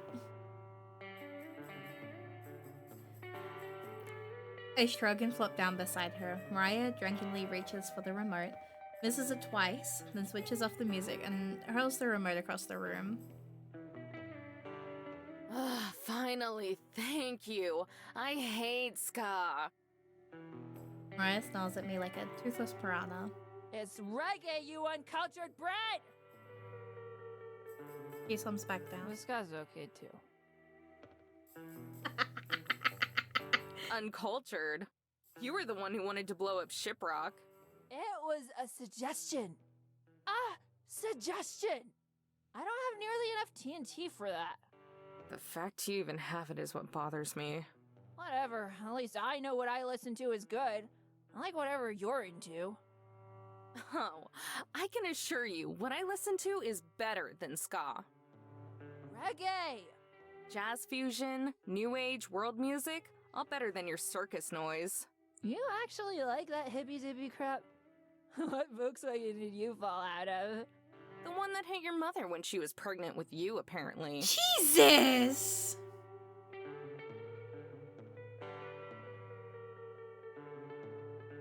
Fun fact, we're sketching this scene. The artist made a mistake and drew Mariah as Marina. So we got a sketch of Marina and Amber getting drunk insane. We both click our tongues. Without looking, she pops my cap with a bottle opener, then hers, giving a half-assed click of our bottles. We take a swig. The swampy drink trails down my throat, setting my chest on fire. My experience with alcohol is really limited. Gramps didn't keep a lot of booze around, and when he did, it was always mead or wine. I only snuck some out a few times for special dates. Gotta say, you're a lot less bearable without the dits holding you on a leash. Jesus. Shut up! Barely held the flame to the fuse. That single word is enough to make something inside of me go off. Don't you talk about her that way! She's a kinder, more caring person than you'll ever be! Mariah scrunches her nose, like my outburst didn't make any sense to her dumb drunk face. That's not a very high bar. Well, if you're saying it. She's not wrong, but couldn't she have at least tried defending herself? I groan and let my blood simmer down. Not before spitting out one more shot of venom. Whatever. It's not like you're any better. You're a mess without the other two keeping you in check. Hey! Don't get any ideas. I'm the one keeping them in check. They'd be dead by now if it weren't for me. Oh, Mariah. I pinch the bridge of my nose and shake my head with a short laugh. Whether or not I choose to accept that Mariah exists in my reality, she's at least something familiar. Comforting probably isn't the right word for it, but she's someone to talk to. Why are you here anyway? Who even knows? Joel mentioned something about a music orgy thing. Music orgy? You mean the festival? Yeah, that. Huh. And you went along with it? I guess that makes sense. You guys are a thing, right? That is an interesting way to refer to a festival. That was a choice. Building up from a bunch of snorts, Mariah bursts out laughing. Me and that slacker wouldn't be a thing if the planets collided, wiped out everything, formed a mega planet, and we had to repopulate. What the fuck is that? Why do I get the feeling this exact scenario has been played out in her journal multiple times? Besides, there's more important things to focus on. Or at least, Looks at the drawer again, then glares at me. there were. I hide the temptation to laugh in her face and take another gulp. So nothing, huh? You grow up with someone and don't feel the tiniest thing for them? Takes another swig. This time just gives the wall a dry blank stare. If he's still single in 10 years, maybe I'll marry him out of pity. What? What? I bet she'd marry the treasure in a heartbeat, though. Probably do more than just marry. Okay. What about you and the Dips? Aren't you two going to the music orgy together? Her eyes narrow. I'll kill you if that's what you're using my treasure for, by the way. I don't answer, looking at my now near empty bottle instead. What? You two have a fight? Something like that. I bet it was because of the gold. No honor among thieves, I'll tell ya. Are we gonna get a therapy session with Mariah? Because this feels insane if it is. No, nothing like that. It's hard to explain. I did not have Mariah saves their relationship on my bingo card of what to expect on this. So if you're throwing this on me, that's a lot of feelings that I'm gonna have to come to terms with. Well, I don't really care, but go ahead and moan if you want. It's not any different than what you usually do. I'm sorry. I was so out of pocket. Wait. I look at Mariah. She doesn't seem particularly interested in downing more beers than anything. She's a maniac that has always been, and still is, abundantly clear. She probably would tear apart the entire Southwest if left unattended. Oh, maybe even the entire nation. She's no juror. No way she could hold up an actual conversation. No way she could accidentally offer some good advice. No way she feels any sympathy. Still, I feel like I can vent to her. Not trust her, not after all the RV chases and games of blackjack, but vent. Doesn't care, but maybe that's what makes it so. Stay silent and stare at the ceiling, mulling over everything that's happened, searching for the right words I couldn't even give to her. I said that I don't care. Not that I'm willing to wait all night so you can steal my time, too. Just give me a minute. I'm not really used to this. Taking a deep breath, I look past Mariah, unwilling to let her see my shame. Single shred of pride I have left snaps, and I let all the weakness come tumbling out. I met Marina a little after my grandpa died.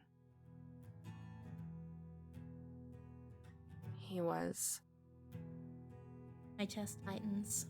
He was my best friend. My parents didn't want me, but he did. He raised me in that motorhome. He didn't have to, but he took care of me anyway. Mariah sips at her beer, listening, and her schmalmy remarks or deluded rambling. So, when I was a kid, I decided I was gonna take care of him too. Gratitude, you know? Gratitude for a lot of things. His love, his acceptance, the music. I stifle a laugh. God, the music. The goof could spout random trivia about the weirdest music, bands you've never even heard of. But I loved it. And I loved him. It sounds dumb. A little girl feeling responsible for some full-grown geezer. I didn't care, though. I wanted to prove how much he meant to me. And that's how it worked for the longest time. But then he got sick. I funnel down the beer and reach for another one. Mariah shoves her hand in front of me and pops off the cap, right as the next cycle of heartbreak starts closing. Whisk back the bottle and force it down. Soapy foam rushes to the top and spills over as I pull it back. Mariah only shrugs. That festival? He was the one who bought those tickets. It was gonna be our trip. That didn't happen. I failed at my job. But I could at least take the trip for him and try to make up for it. Then I met Marina. A smile slips onto my face. Despite everything, even just saying her name makes me feel. She was really cute and needed a ride, not to mention oblivious. Maybe it was just instinct, but I wasn't gonna let someone so innocent fend for themselves in the desert. I didn't plan on sticking around for long, but when we found the first part of the treasure, I don't know. I told myself I was gonna stick with her because I had to pay off Gramps' hospital bills and funeral. But the truth is, I stuck with her because it felt like it was a second chance. I could do some good. Help and protect someone who really needed it. And the closer I got with Marina, the more I felt like she was my responsibility. But even more than that, when I was with her, My voice cracks, trembling under the weight of my words. I was happy. It was like Gramps was never even gone. Then I remembered he was, and I completely shut down. Marina tried comforting me, but I just took advantage of her. When I woke up, I realized that's what I'd been doing this entire time. I was never protecting her. I was just using her to cope with Gramps. So I bought her a ticket home. She yelled and cried, but I did it anyway. I didn't just fail Gramps. I made this trip about me, and I hurt Marina. I don't deserve to be happy, and I don't deserve her. Soaking in the silence, I blink away an annoying watery speck in my eye, fight back a few sniffles. You done? Thank you, Mariah. Yeah, Mariah polishes off the rest of her drink and slams it down, rattling the other empty bottles on the table. Smacking her lips, she stretches her neck. Each bone cracks one after the other, sounding off in a dull trail. Then she turns to me and says, You're a dumbass. "So true! Wait, she's spitting facts!" I pause. Excuse me? You heard me! She literally sobered up from her absolute displeasure at listening to what she just listened to.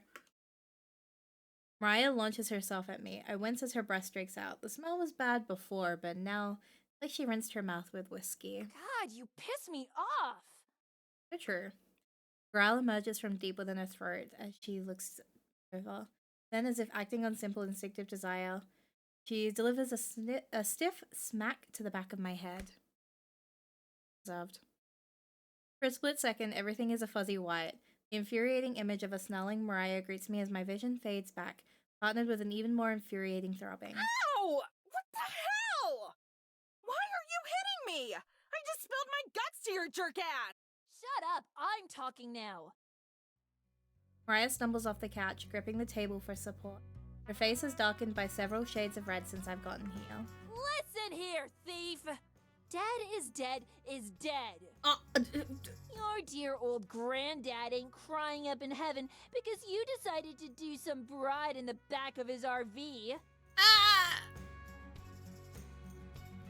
Her words burn, right to their fiery core. I can't believe I ever thought I could count on Mariah. Where'd you even get off saying? I said shut up! Get over your snooze fest of a sob story. You got the girl, and you got my treasure. But no! You can't be happy because of some stupid, phony sense of obligation! And that's another thing! Her voice gets louder as her words get sloppier, flipping and sliding over each other. Couldn't get a word in even if I tried. All I can do is listen, stone-faced as the lashings keep on coming. Who the hell do you think you are? What gives you the right to be some self-righteous guardian? True, actually! You don't look after people because you have to prove yourself. You do it because... She stops and scratches her head. I lean in, my breath frozen by anticipation as she tries to decode her own logic. Because you just do. Okay? I swear.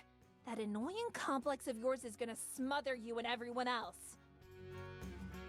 Mariah grabs another bottle and swings it straight down on the sharp corner of the table. The cap somersaults through the air. By the time it lands, he's already chugging most of it. But I used her. That's right. Obligations, second chances, complexes. None of that means anything because it's all said and done. I used Marina to make myself happy. You call that using? Give me a break. I use those slackers all the time. That's using. Mariah! And you know what? Who cares? That did use you to find the treasure, didn't she?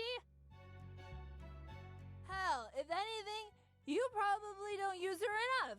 I'd feel like a real jackass if some dumbass were calling me all the time and all I could do was sit there.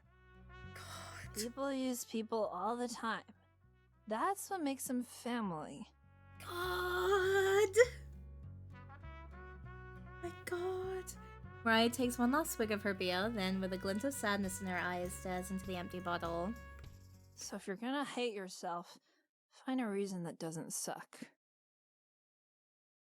Her face marks from red to a sickly green. The bottle falls from her hand and onto the floor as she rocks side to side, like a sailor that's lost their sea legs. Hey, you don't look so good. Girl's about to throw up, Amber. For a quick moment, Mariah's cheeks blurred out. Just as quickly, she swallows. I'm fine. Just need to drink it off. Girl is speed running alcohol poisoning tonight. She wobbles back to the couch and collapses next to me. Neither of us speak. Mariah groans, holding her stomach, feels around for the bottle opener. Look at the pile of empty bottles building up on the table. What happened to not caring? I don't. I just prefer my treasure not being in the filthy hands of an idiot. So true. Did I just get chewed out by Mariah? Even worse, did some of it actually make sense? Or is it just the booze? Unable to spare the energy to lean forward, she stretches her arm way out for another. I catch it just in time and grab a hold of her. You need to quit! You've had way too much! Eat me. She slaps my hand away and snags 2 more beers, shoving one of them into my stomach. You're an idiot, but whether or not you want to keep being one is up to you. I don't know. I need to think about it. Mariah rolls her eyes. Dumbass. Oh, she's out. Oh, she passed out. Oh, she even. Nothing she says burns anymore. Now it only stings with the acidity of truth.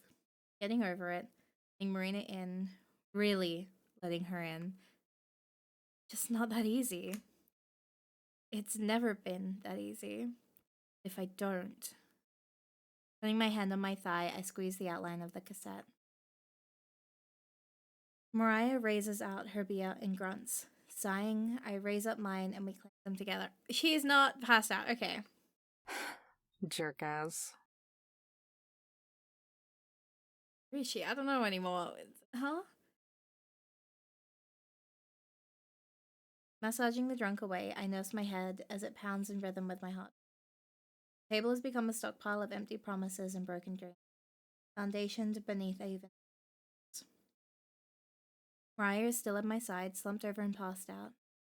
Might be a super heavyweight, but I decided to stick around and keep an eye on her. Soon, Joe and Tess will be back and they can take watch the slight movement of her chest as she breathes out. Seeing her so quiet is eerie. It's hard to believe there's still a person underneath that yelling and obsessiveness. There she is. People use other people all the time. That's what makes them. Sounds gross and awful, but those words have been echoing inside me since. I used Marina to cope. No denying that. But Mariah said that Marina used me to find the treasure. If that's true, then why don't I feel used? Why did I always feel genuinely wanted by her? She relied on me, that using. All I ever wanted her to feel like she could. Her trust was the most important thing to me. No matter how much I wanted it, I knew I didn't deserve it. I felt like I was betraying Gramps and would drag down with me. But about her, though, Marina was furious when I left, but she wanted to understand. She wanted to help. I wanted her to rely on me, but maybe she wanted me to rely on her too. Reaching into my pocket, I pull out the cassette and hold it in the palm of my hand. The side of the ribbon, all torn and tangled, doesn't choke me up or ignite a bitter explosion of anger. All it does is serve as a numbing reminder of all. Her wording was off, but Mariah was right. Never let myself rely on Marina. From the very start, I always treated her like a kid and never as an equal. No wonder she got upset. She wanted to do as much for me as I was doing for her, but I would never let her in long enough for that to happen. Of course she wouldn't say no if I made a move. It was the only opportunity she had. If I go back as I am now, things will never get better. I'll just keep treating Marina like a kid, never letting her in, smile and bear it until she explodes like earlier. I know what I have to do, yet it feels more like a betrayal thing than anything else I've done thus far. But if I don't do it, I can never truly hope to do right by Marina. I stagger to my feet. Turning around, I take one last look at Mariah before deciding to take off her bandana and lay her out on her side. In another life, maybe you would be my type. Nope! Then I walk to the door, take a breath, and step outside. The night sky is deep and clear, embedded with a rich blue draped behind the glow of the constellations. Its light is all that guides me as I sludge my way through the wandering from Mariah's RV with a destination where. Finally, I've gone far enough where the haze of the city lights can't be seen and where the distance of the motorhome can't be gauged. I'm alone. For the first time, I'm truly alone. Free from the treasure, free from the festival, free from the responsibility. Sitting down, I sink into the sand and look at the Remember that time in Wyoming? When we camped out on the Great Plains? The whole sleeping under the stars thing seemed like the coolest idea ever to little me. You were so excited to teach me about the constellations. Didn't matter that you sucked at astronomy, you just kept mislabeling them. I made sure to read up on them later, by the way. That was the Big Dipper, not Hal's guitar. But that's okay. I still got a kick out of it. Besides, that's not the type of thing I expected to learn from you anyway. What I really remember from that trip was the s'mores. Oh, s'mores. Pretty sure you only liked them burned because you were so old. Really stuck with me, though. Can't have s'mores any other way now. I think I may have converted someone else to the burn side, too. She has a huge sweet tooth, though, so I shouldn't be too surprised. Still, it made me really happy when she said she liked it.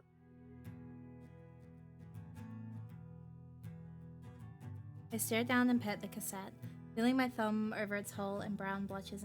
I think you'd like her a lot. She's a sweetheart. Always cheery and nice, even when she really shouldn't. Don't know how she does it, but she can somehow deal with me and my moods. This is her first time ever leaving home, and it shows. I worry about her a lot. Kinda like how I worried about you. Kinda like how I still do. A tear drips onto the cassette. Didn't even notice it trail down my cheek. Maybe I got attached too easily and really did use her. But I don't want to leave. I love her so much. Then talk to her! Communicate! And I want to prove I'm worth loving too. 19-year-olds. Would you hate me? Would I be letting you down if I decided to be happy instead? That's not a thing! You can be happy! You do not have to spend the rest of your time grieving, girly! You can be happy! To be happy is... Okay. To grieve somebody that you... Okay. To grieve is to not force yourself to live in a constant state of misery. To grieve is to go through the process, right? So understanding that you will have a period of time where you feel lost and upset and angry, bargaining, but you need to hit that point in your grieving process where you can move forwards. Because to sit in depression for years upon years and upon years and constantly belittle yourself into believing that you cannot be anything other than miserable is to literally... Oh my god, okay. I know it is still very recent in, like, for Amber it is still very recent. So, like, we are still very early into the cycle of grieving. So I understand right now it's a lot for her. But, girly pup, we need to put you in therapy. We need to take you to therapy, Amber. This is important, girly pup. We need to have a talk and we need to send you... We need you to understand that you're allowed to be happy even after losing somebody and it not be a betrayal. Girl, we can do this. I gaze back up the sky through my blurry vision. The stars don't answer back, they just keep twinkling. Us 19-year-olds aren't too bad. Okay, yeah, I know. I was 19 once. I lower my head. The cassette feels like lifeless dead weight in my palm. My breath shakes and the next words slip out in a whimper. I'm sorry. Dig my fingers into the ground, scraping away the sand as sharp grains nudge between my nails. A shallow hole forms, a pile of dirt laying next to it. I can barely stomach looking at the cassette as I lay it down in its grave. Glance away as I slide the dirt back over the hole. When I look back, a corner of it still sticks out, only partially buried. Reaching out, grasping for it. Cover my eyes and pinch away the tears. Still there, it will always be there. Now I don't have to acknowledge. I'm sorry. Okay, but now you're littering. I'm sorry.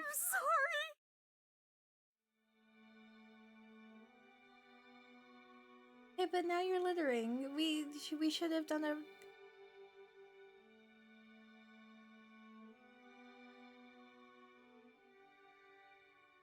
Not giving the highway blossoms look? Okay. Drenched in sweat, I gasp to life and hack the sand out of my mouth. Memories from the night before start flooding back as I choke down a lump in my throat. Transition broke? Ah, okay.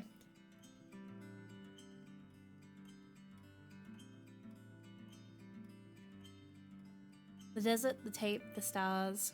Marina! Yes. My head snaps to the sky. The sun is already a quarter of the way done with its cycle. Soon, if it already hasn't, the taxi will pick up Marina and I'll never see her. All because I couldn't let myself trust Marina. Damn it! meant to pan up and show the stars. Oh. I slam my fist down, kicking up a pitiful plume of sand. Even if I ran, I'd never be able to make it in time. If only I had the motorhome. Wait. Mariah! There's a chance they still might be camped out nearby. Wiping the tears from my eyes, I spring to my feet and sprint in the direction of their motorhome, leaving the half-buried cassette behind me. Please still be there. Please still be there.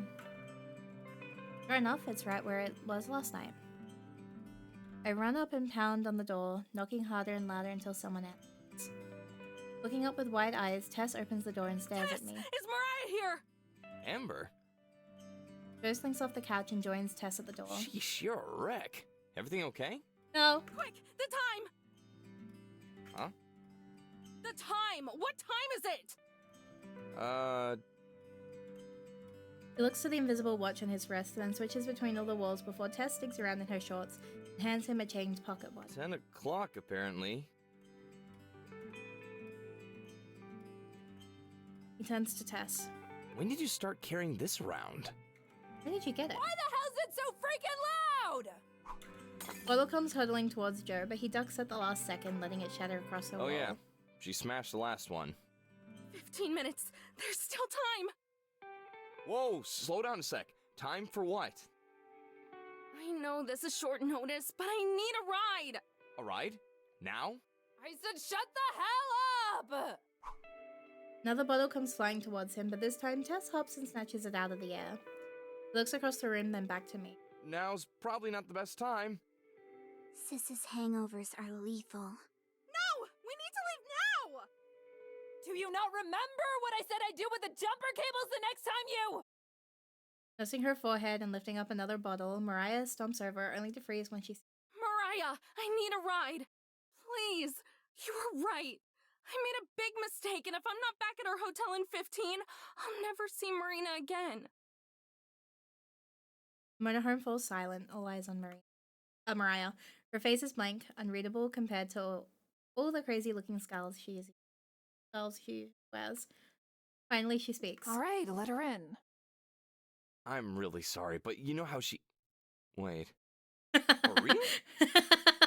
Wait, it's funny as hell. Mariah closes her eyes and takes a deep, long breath. Before I change my mind. Tess and Joe shoot each other surprised glances, then shrug. Well, what do you know? Miracles actually do happen. Bro, don't push it. Bro, don't push it. The We're going. desert heat has thawed her icy heart. Get him, Tess. Yeah, just shut up and get ready. I hop in, the other two scurry around and batten down the hatches, strapping shut all the cupboards and shelves. No, take it back off. Grabbing her bandana, Mariah ties it around her head while I shuffle around and try to spit out a thank you. No, take it off! I should probably... We're all set. I'll take the wheel. Joe rushes past us with the keys, but Mariah trips him and snags them from— No way! You drive like an old man. I'll drive. No, I drive like a normal person. You just happen to drive like a maniac. Besides, you're hungover. It'll be fine. Come on. They both dart over to the front seats and the RV rolls to life. Tess, hair of the dog. Tess nods and runs to the fridge, grabbing a bottle that looks like the ones from last night, except this one has a picture of the devil on it. Tosses it over to her sister, who showcases the same catching talent as her. Now that's what I'm talking about. Slamming the bottle in the cup holder, Mariah sticks her head out the window and backs up the— Joe shakes his head, replacing the devil's brew with a nearby water bottle while she isn't looking. You're going to need to hang on tight, by the way. Huh? Why? Gonna go flying! Oh my god. My question is immediately answered as I'm flung against the couch. Tessa's small frame crashes in. It doesn't hurt as much if you relax your muscles. My god! The RV speeds forward. The license plate winds. I'm sorry, is that why she's covered in bruises watching her right now? The RV speeds forward. The license plate wind chimes dings in chaotic disunion as the bottles and cans roll across the floor, clanging together whenever they meet. Even the table is seesawing back and forth. Look out the window, Mariah flies onto the road, cutting off an entire lane of cars. Oh! RV hits the ground and bounces. I manage to keep my head from bashing the cot above me, but Tess lets herself get tossed around, rolling across the floor with a trashy girly pop.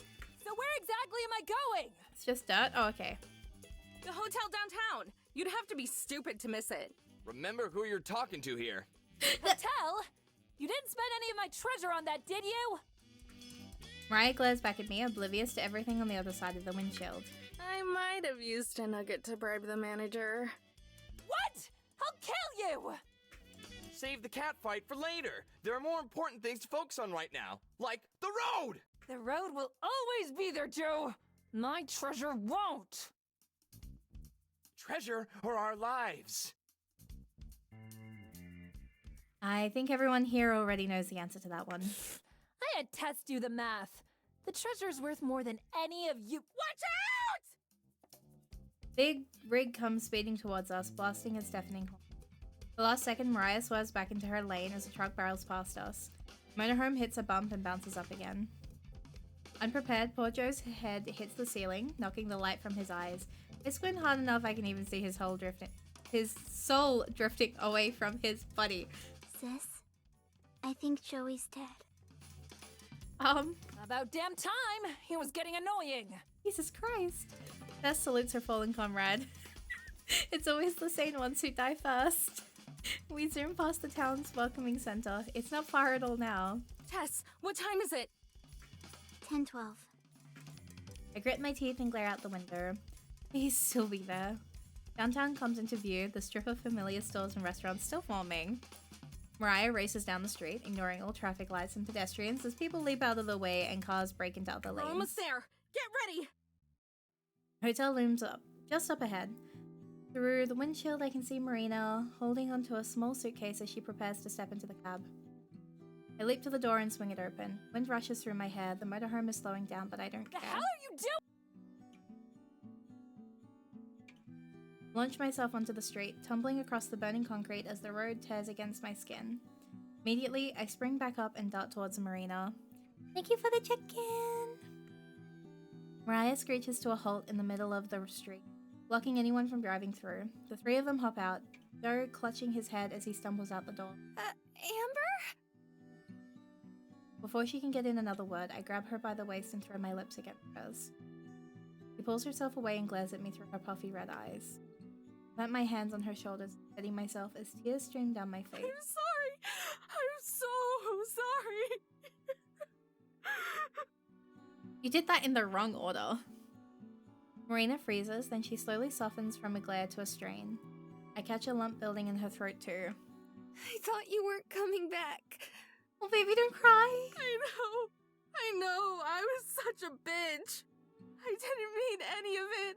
I love you so much. I just didn't want to hurt you. What? How could you ever hurt me? I was scared. Tears don't stop, the crying gets louder. I was afraid I was using you. Because I didn't have Gramps anymore. I lost my family. I always wanted to help you. But I think I might be the one who really needs help. Marina can't hold it back any longer and starts bawling in my arms, hugging me as tight as she possibly can. Dummy, I'm your new family. I don't care if you use me. I love you. What is this message? I love you too. This time we both move in for the kiss, two blubbering idiots trying to prove just how much the other means. I'm not sure if it's her tears I'm tasting or mine, but I can still make out the soft sweetness of her lips regardless. It's funny. This entire time I thought I was the nucleus of it all. That I was the one helping her, or using her.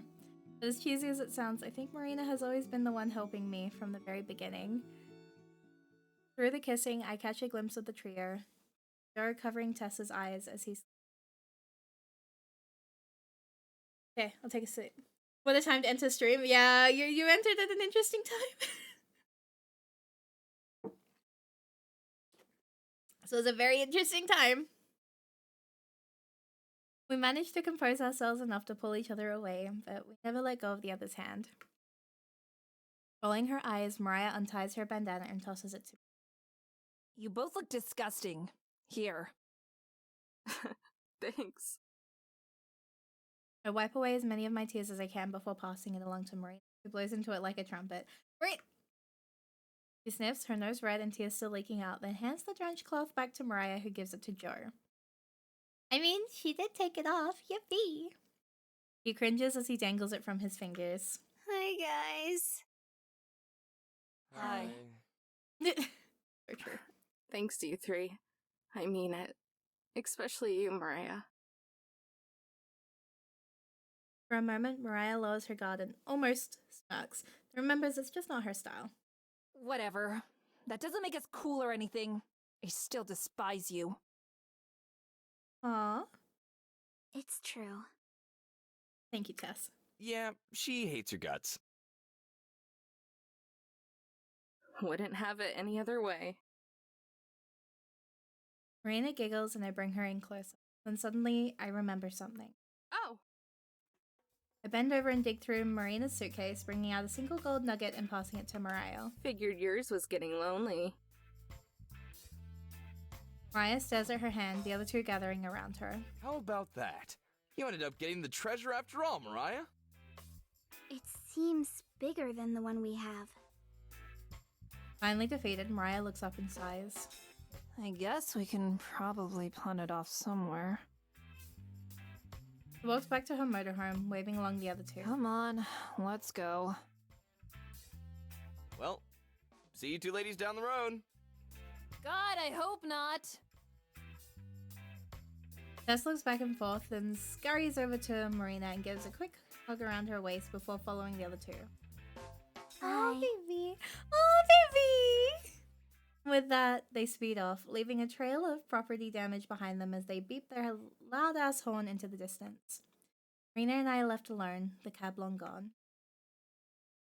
Between small spurts of laughter, we thumb away each other's tears, just happy to be together again. Hey, let's go pick up the motorhome. Yeah, He sniffs one last time. I'd like that.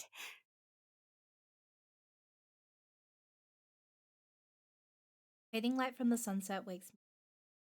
After reuniting, the first thing Marina and I did was take a nap. We slept in the same bed, both of us too tired to do anything more than gaze into each other's eyes as we drifted off. Now, hours later, we're still in the same spot. One of Marina's hands clings to my shirt while she's pressed up against my side. Her breath, shallow and steady, is warm against my neck. I feel like I could stay here all day. Or for a week. A year, whatever, just enjoying this closeness. Marina sighs in her sleep, shifting a little but not moving too far away. I watch her, a small smile dancing on my lips. No way we're going to be able to sleep tonight after taking that. We can probably head out and get to the festival site a bit early. Eat the lines to get in and maybe end up closer to the stage.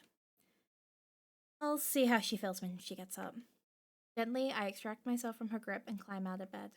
Still some time, I wander to the back to take stock of our supplies. Running low on bottled water and could use some more snacks. The healthy kind, not the Marina-selected tooth-rotting kind. Also, we need to stop by a laundromat sometime. Hell, we should probably go to a clothing store and pick up a few more changes of clothes. Since we're going to be sticking together. That thought makes me smile, so happy that I couldn't stop even if I don't have to be lonely anymore. I can make these. I walk back by the bed, still being careful not to disturb Marina. I notice something weird. It's gotten brighter outside. No way. Dawns on me quite literally. We didn't just sleep through the day. We slept all the way through the night and into the next morning. Marina! I shout her name as I lunge across the bed to shake her. Despite my frenzy, she opens her eyes lazily. Amber? What's wrong? We slept way too late. We've got to get going fast. The festival's starting in just a few hours. Marina pats my head like I'm a naive kid. Amber, it's okay. It's not until tomorrow. It is tomorrow. We slept all night.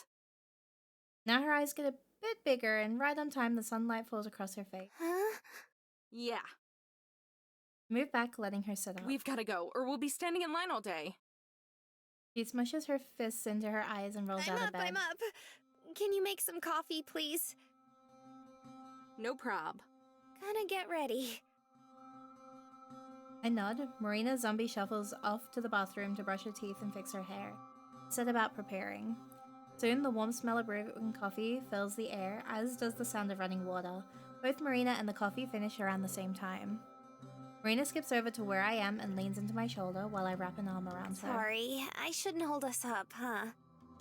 Nah, this is okay. Just for a moment. Then I pull away and grab a pair of mugs, passing one to Marina. Fill mine up with steaming black coffee, then hand her the creamer and sugar. But Marina shakes her head. I'll try it how you drink it. Eyebrows raised, I pour her a cup. You sure? It's a super acquired taste. Marina takes a sip and scrunches up her face in disgust. It's good. Uh-huh. No, really? She chokes on her next sip. You don't have to drink it black just because I do, you know? You said it's an acquired taste, though, right? So I want to acquire that taste.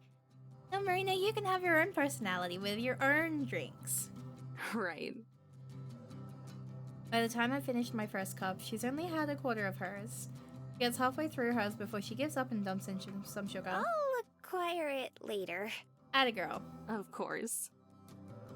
While she preps her coffee, I go over to the cabinet where we stash the gold. Aside from those, there's one other small, brightly decorated box. Take it out and set it on the counter. Marina instantly hops over. Ooh, what's that? Inside are 2 wristbands made of soft fabric. There are entrance passes to the festival. Pass one to Marina.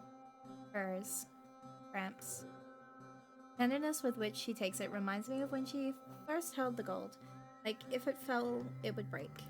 Make sure you don't lose it, or you'll have to wait in the RV while I go watch. You wouldn't. I think about it for a second. Then I answer truthfully. Okay, you're right. But still. There's a little tag that hangs off the wristband. Marina pulls to tighten it. He leans over and kisses my cheek. I won't. I slide mine on and tighten it as well, putting the box back in its... There's a lump in my throat over how it was always supposed to be me and Gramps who... Marina touches my hand. He smiles. I smile back. This is just as good, though. I swallow my sadness before it can take over and lead the way up to the front of the RV. You ready? Hell yeah! Let's get this show on the road then. Motorhome grumbles as I turn the key, but the engine catches. Wait a second to see if it's going to die, but it doesn't. Though the whole thing shakes a little more than I'm used to. Slowly I navigate out of the parking lot and back onto the main street. It may be early, but there are a lot of people out and about. Traffic is thick with a lot of people probably going to the festival. See, this is why I wanted to leave early. It's normally only a half-hour drive, but this is crazy. Think we're all going to the same place? Maybe. At least a few. Marina laughs. What? I just think it's kind of funny that this has happened the whole time. With the treasure and stuff. Everywhere we go, it's like traffic jam after traffic jam. That traffic is the worst. So true. Yeah, you're right. Should be better after this, though. Yeah, it will be. We creep along until we reach a totaled car.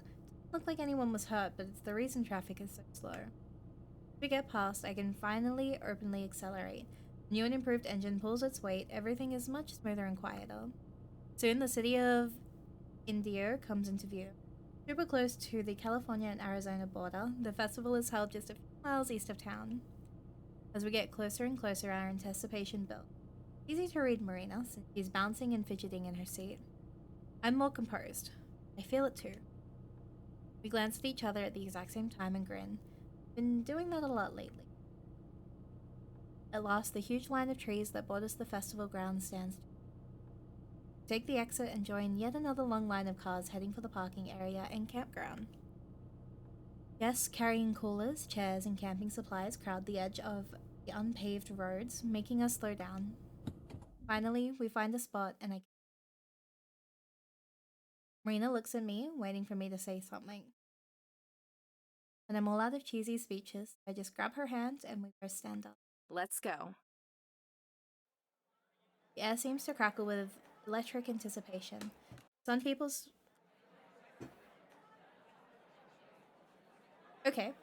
faces, and in the way that they move, the energy like a wave that flows over them. We all share a feeling of excitement and of unity. Every single person here has been waiting for months for this day to arrive. And it's finally here. High tents and portable stages dominate the spaces around us. Between those and the trees, and most of all that noise, you'd never guess that there's a city and highway just a couple miles away. Drum beats and muted chords float by as musicians do a few last-minute sound checks. They're barely audible over the sound of thousands of chattering voices. Folks of all different shapes, sizes, and colors mill around us. It's like social boundaries have been eroded. I think that's a sentiment Gramps would like. Idly, I use my thumb to trace a heart into Marina's palm. He squeezes back, probably unaware of what the shape was, but understanding all the same. So, where do we go now? Now we go stand in line while they check wristbands and let people onto the grounds. It's gonna be a while. One more traffic jam, huh? That's right. One more. Even if I hadn't been mapping the grounds in my head, it'd be impossible to get lost. Bored-looking staff were positioned every few yards, holding signs with arrows and directions. Safe? Okay.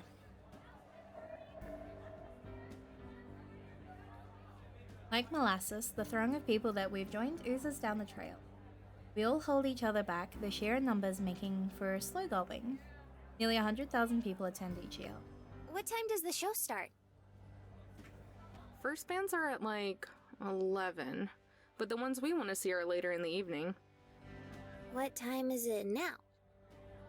I use my free hand to shield my eyes as I stare up at the sky. Maybe 10:30?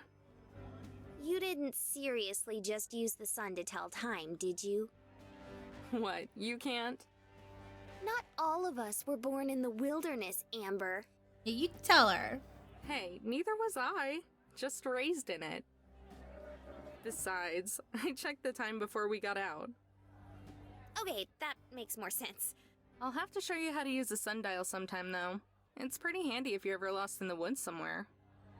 Right, because knowing the time would definitely be what I'm thinking about then. So true.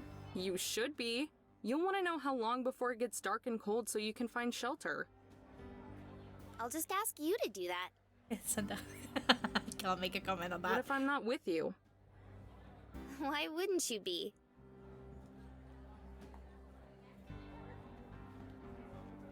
I kiss her right there, then and there. After the past few days, I was a little worried that things would be awkward, silences and trailing off sentences. But no, it's like we never fought, never argued, like I never blew up at her. That might be my favorite thing about Marina. There's a growing list of those. She really thinks I can do no wrong. Oh, that's... Yeah, no, it is scary. Like, protect the baby, please. I don't know what I did to deserve her, or even if I do, but I'm pretty dang happy with how it all turned out. The line speeds up once we actually hit the festival entrance and are rushed through the gate. A pair of attendants pat us down. Since we're not carrying any drugs or weapons, we're waved on through. Passing underneath a broad opening display, we've officially arrived. Marina spins towards me, bouncing on her heels. We made it! Hell yeah, we did! It's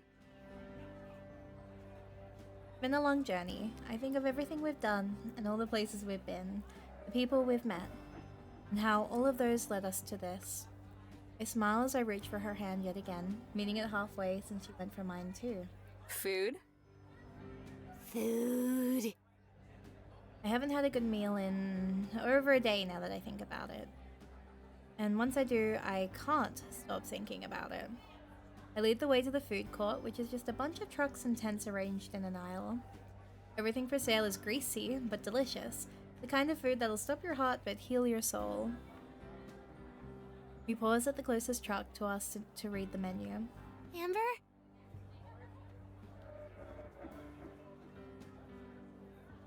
Is that like a typo or something? It says they have deep-fried candy bars. Nah, those are really popular at fairs and festivals. She gives me that, I know you're making this up look that she's perfected. Yeah, right. No, I'm actually dead serious. Candy bars, pickles, snack cakes, you can get almost anything deep fried at places like this. Deep fried mouse balls! Yippee! I haven't had one before. It's like deep fried ice cream. Deep fried ice cream, deep fried Mars bars. But yeah, no, Americans go to the next level. Deep fried Mars bar. You're a thing over here. Yeah, Mars bar. What do you mean? Koi, we live in the same... Wait, Koi, have you never seen a deep fried Mars bar?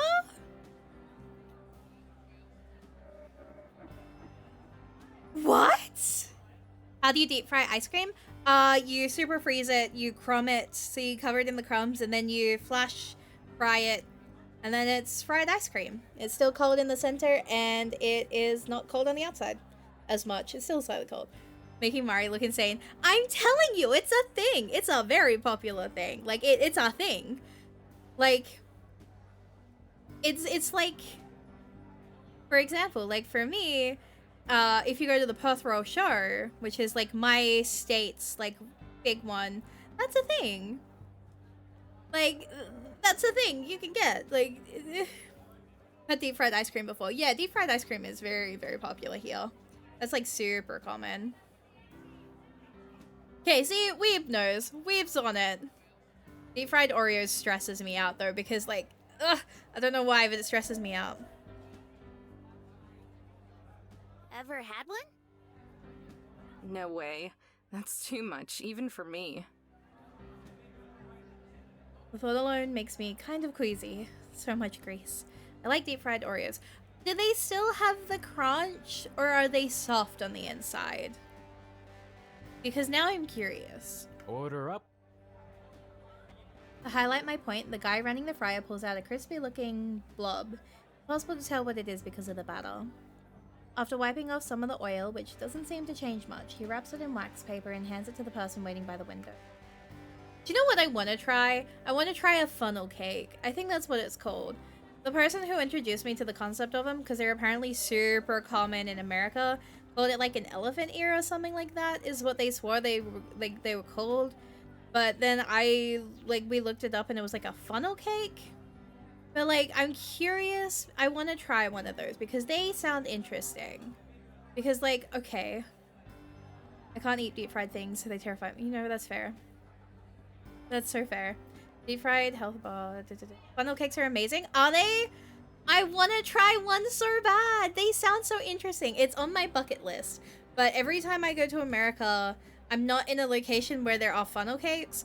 So it's like one day I will be somewhere in America where they sell a funnel cake, I swear. And then I'll get to try it. And then I'll tell you guys how I feel about it. And I'll be like, hi, I tried this. Because they're not really a thing here. I think there's like one market that sells them in my entire state. But, you know, one day I'll try it and I'll be like, guys, guess what I just fucking did? It'll be like when I tried all of the stuff last time I went to the US. I'll be like, guys, you know what? Let's go. He bites into it with a look of pleasure, though I still can't tell what he's eating. Want something?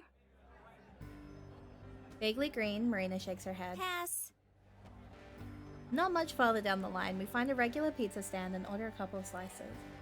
We stand a little out of the way while we eat, trying to keep the toppings from all sliding onto our rapidly deteriorating plates. When we're done, I drag a napkin across my face. It comes away orange with grease. Missed a spot. He leans over and wipes dry a spot above my upper lip, then kisses it. Wait. Show me where again. Insane! This time, she doesn't dab before leaning in to kiss me. And taste the pizza on her breath, or maybe it's mine. When we part again, we're both smiling. You should check the sun. What time is it? Sapphic, so true. I make a big show of looking up at the sky, then back down and pretending to think hard. I'd say it's time for us to get a watch. Oh my god. That is literally a joke that my dad makes. His dad probably said it, and it was probably old then. no. Just no. See? I love Marina. She tells it like it is because that's what I'm thinking, girly pop. Like, that's Marina's so real. I love her. That's my baby. Ouch, tough crowd. I'm hurt. Really, though, it's probably a little bit past noon. We've still got a long time. Wanna go check out some of the other bands? Yeah, sure. Pull out the schedule that we got by the entrance and pass it to her. I don't really know any of these groups. Let me know if there's someone you want to see. Marina skims over the list of names before she squeals. Oh my god, yes! Them! I want to see them! She points out someone who's about to set up on the main stage. Alright, that should be this way. Literally bouncing with excitement, I lead her through the crowds. What kind of music are they? I have to shout now because the music is much louder over here. Marina presses close to me to respond. They're rappers. 2 of them. Their new album got super popular. And like, they're even doing this version of it where all of the instruments are cats. Insane? Right. I'm not really into rap, but whatever. Not like we've got anywhere else to be at, and I'm pretty sure Marina still isn't super into weird old people jam bands. We get to the stage right as the set ends. Because there are a lot of people leaving, it's a bit like swimming upstream, but we managed to make it closer to the... How are you liking it so far? Which part? All of it. It's kinda crazy, but it's fun. I like seeing all the different people. Yeah, you get all types. Bass booms from the speaker close to us. It's just playing a pre-recorded medley, where Marina sings along to a few of the songs. A little while later, the 2 rappers come out on stage and everyone cheers. Turn around surprised at how big the crowd's gotten again. When I look back at Marina, she's not paying any attention to me, just grinning up at the stage. 40 minutes later, the pair leaves the stage to thunderous applause and cheers. Even I clapped for them. They were pretty good. How'd you like it? They were so good. So good. Like, whoa. If I'd known they were playing today, I'd have been even more excited for this. They're one of my favorite bands in the world. Did you just not look at the lineup or something? I guess not. I kinda thought all of the bands would be like what you listen to. I burst out laughing.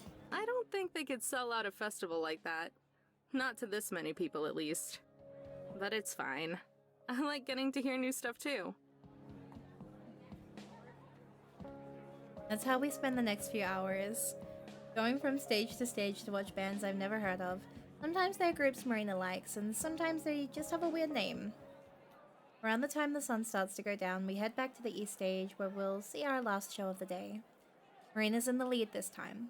We've gone between the stages so many times that we had a good feel for how to get around. We find a spot on a little grassy slope and sit down. Are you sure? Won't it be hard to see? Nah, we've got a good view from here, and it seems like it'll be a small crowd. Of course, small still means thousands of people here. It's just small compared to some of the other acts. Marina bumps my shoulder. Excited? Bit of an understatement. Up on stage, there are banners and a giant cloth backdrop that hangs from a bar. They're decorated with a familiar black logo that I could draw in my sleep. The breeze causes it to shake and sway, like it's as excited as I am. But pretty severe outliers when it comes to the average age of this crowd. Rows of people in front of us are represented by a smattering of bald spots and bandanas. About to make a joke of it to Marina when the band comes on stage. Any words are lost in the deafening roar of applause. Beside me, Marina's voice joins the thousands swooping and yelling. Usually I'm way too self-conscious for this sort of thing, but what the hell? I cheer too. With just a wave and not a word of introduction, they launch into the first song. It was the opening track on their second album, Back From Before I Was Born. They've been playing this one longer than I've been alive. It's a great song though. They're all great songs. The whole set is magical. They go from one song to another without stopping him. If you didn't know the music, you'd probably think it was all just one super long track. Even though it spans a few decades worth of albums, everything flows seamlessly, like it was meant to be heard this way. At some point I close my eyes, though I don't notice myself doing it. I'm lost, but in a good way, with Marina beside me gently swaying. There's not a single sad thought in my head. For 40 minutes, everything in the world seems right. I marvel at the odds that my life could turn around entirely in such a short amount of time. Countless cups of coffee and gas station snacks, 3 boxes of gold, 5 states, 3 weeks of dusty desert roads. That's what it took to get us here. All that and one faulty fuel gauge. I open my eyes and look at Marina. To my surprise, she's looking right back at me. She scoots a little bit closer and leans against me. Her head on my shoulder, I put my head on her. Together we rock in time to the music. Then it stops. Everyone cheers again. The frontman holds up a finger. The first break there's been in a whole set. One more song. Then he plays those guitar strums I had come to know so well. One that I was both dreading and looking forward to the most. It's the most familiar intro in the world to me. Of course, it's their swan song. Gramps and my favorite. I can feel Marina's worried gaze, wondering, like always, if I'm about to break down and cry. But this time, I made her look, and I smile as I press my lips against hers. I'm with the girl I love, seeing my favorite band live as they perform my favorite song. What's not to smile about? Somewhere, I hope that Gramps is smiling too. If there's an afterlife, I hope they get free tickets to the festival. A single bittersweet tear leaks out of my eye, rolling down my face and our lips. I picture Gramps here beside me, not replacing Marina, but with us. I know he would have liked her. As the song comes to an end, I mouth just one word. Bye. And then it's over. I feel something change. Not a physical motion, but an emotional one. Something new, something deep inside me feels. Band bows. People are screaming their affection. Over, saw them, they perform. It's over. Beside me, Marina shifts to look to me with a coy look on her face. Amber? Yeah? I love the soft light flicker. I think I know what I want to do with the treasure now. We both lean in, for once knowing exactly what the other was thinking. I think I do too. So where to next?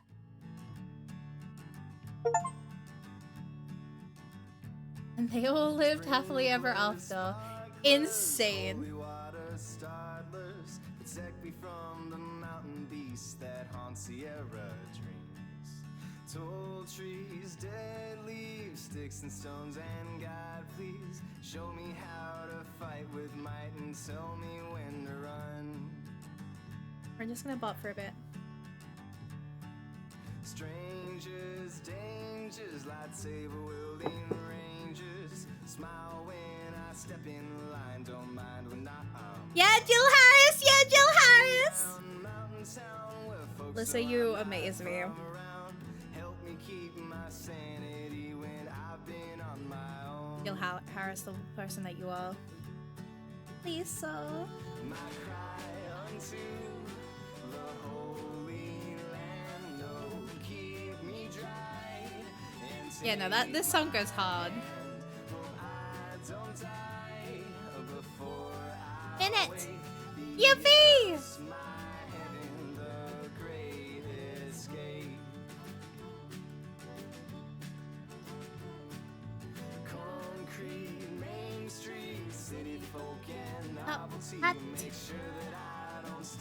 Top hat! Top hat! Addie! Make sure I always stay too long and keep it in the heart.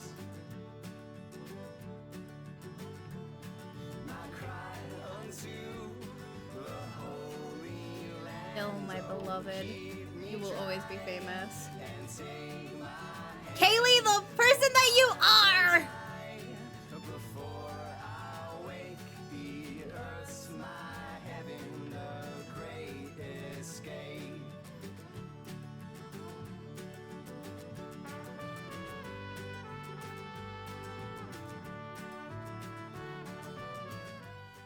It's a good thing we were able Oh. to get tickets from that scalper. I was almost worried. All that glitters is not gold.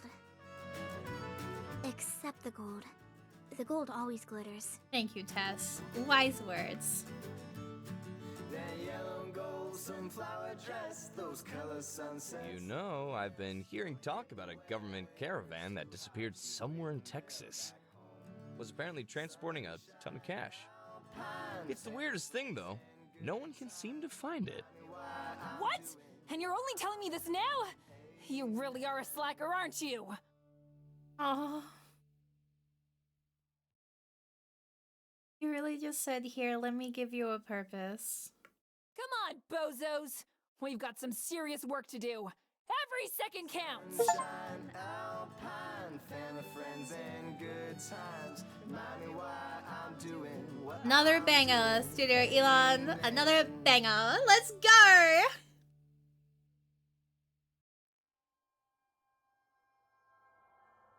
Damn, we're finished. Oh. Okay. That a hint to the sequel of this game. I'm pretty sure the sequel is they go back, right? Oh, wait. No, I didn't think that... Oh, wait, there's... Okay. Okay. Let's have a look.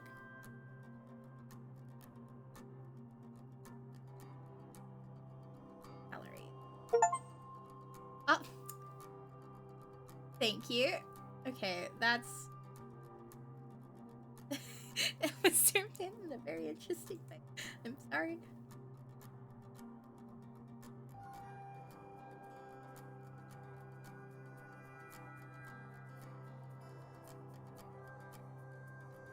I think this is my favorite one. Like, I think this is my favorite one.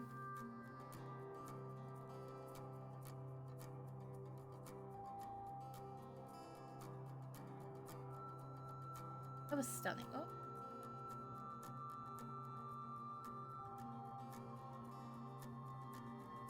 And this one was a close second. Like, that one was actually beautiful. I will say I won't be able to really go through the commentary because I was meant to end stream half an hour ago, so I'm going to jump into the kill screen.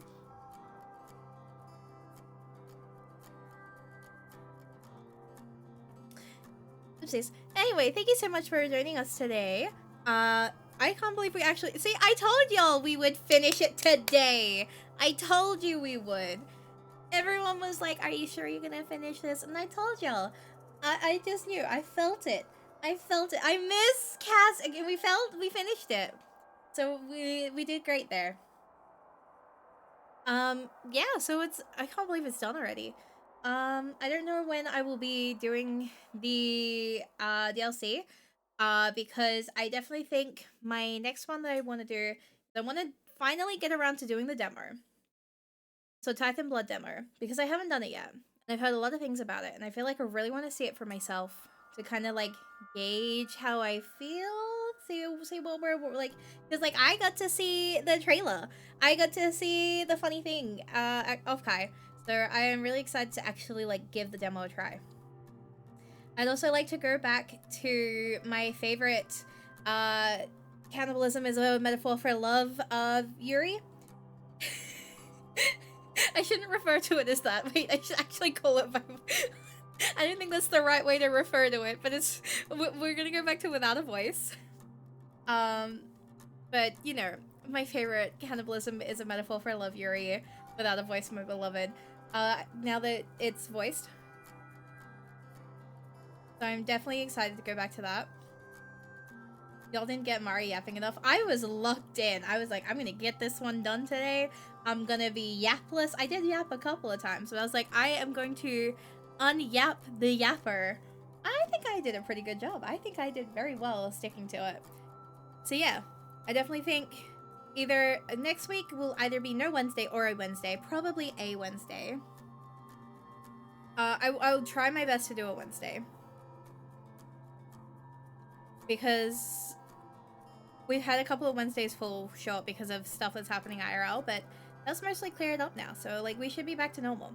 So we'll either do Without a Voice or the demo. I'll try and figure out which one's gonna best suit. And yeah, I definitely think it'll probably be the demo though. I'm very excited for it. I'm really, really excited. And because I miss my Without a Voice Yuri. I keep looking at it and I'm like, I really want to play it again. And then after that, we'll kind of, you know, we'll see how things go. We'll see if we jump back into this one or if we'll jump into a different one. There is one that I was looking at that I was considering, but it's not a Elon one. It's done by someone else. I was looking at it and it looks really interesting, so I was thinking about it.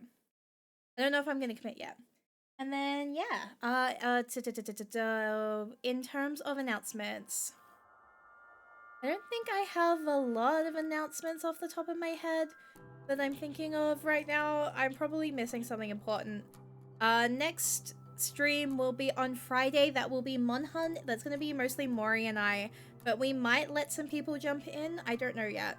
I'm not too sure on what exactly our vibes are for that at the moment. But that'll be starting 8 PM, so same time as this stream started today. You know, regular times. And it's a nice Friday night stream, just a little bit silly quirky.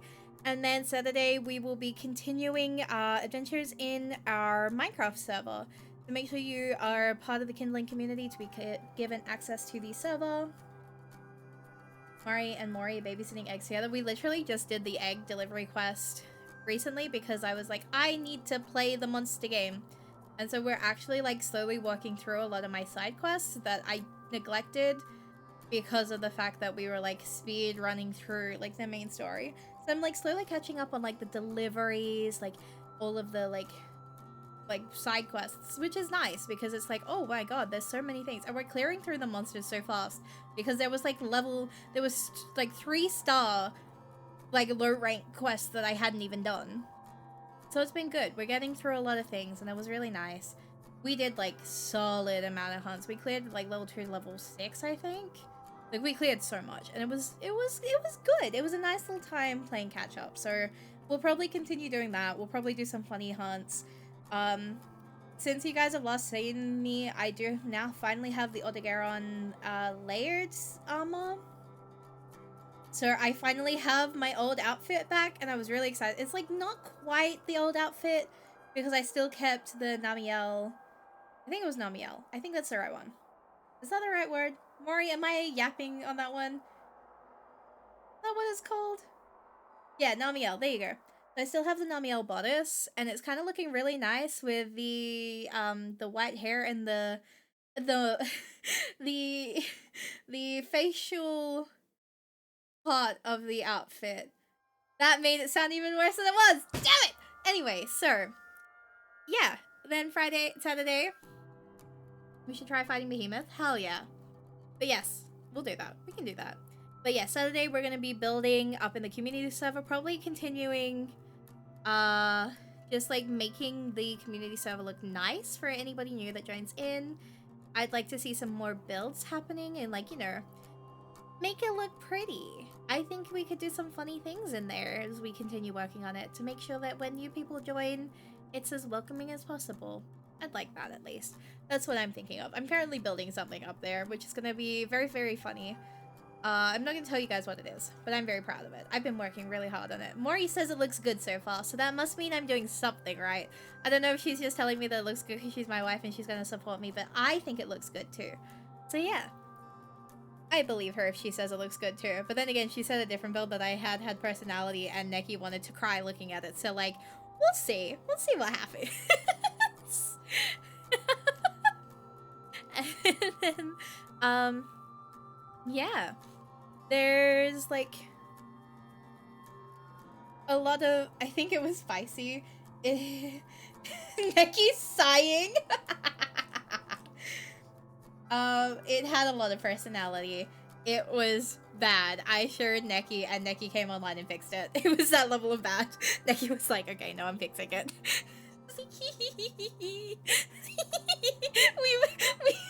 we even got Shura to log in and Shura looked at it and was like, what the hell? Like, Shura looked at it and was like, no.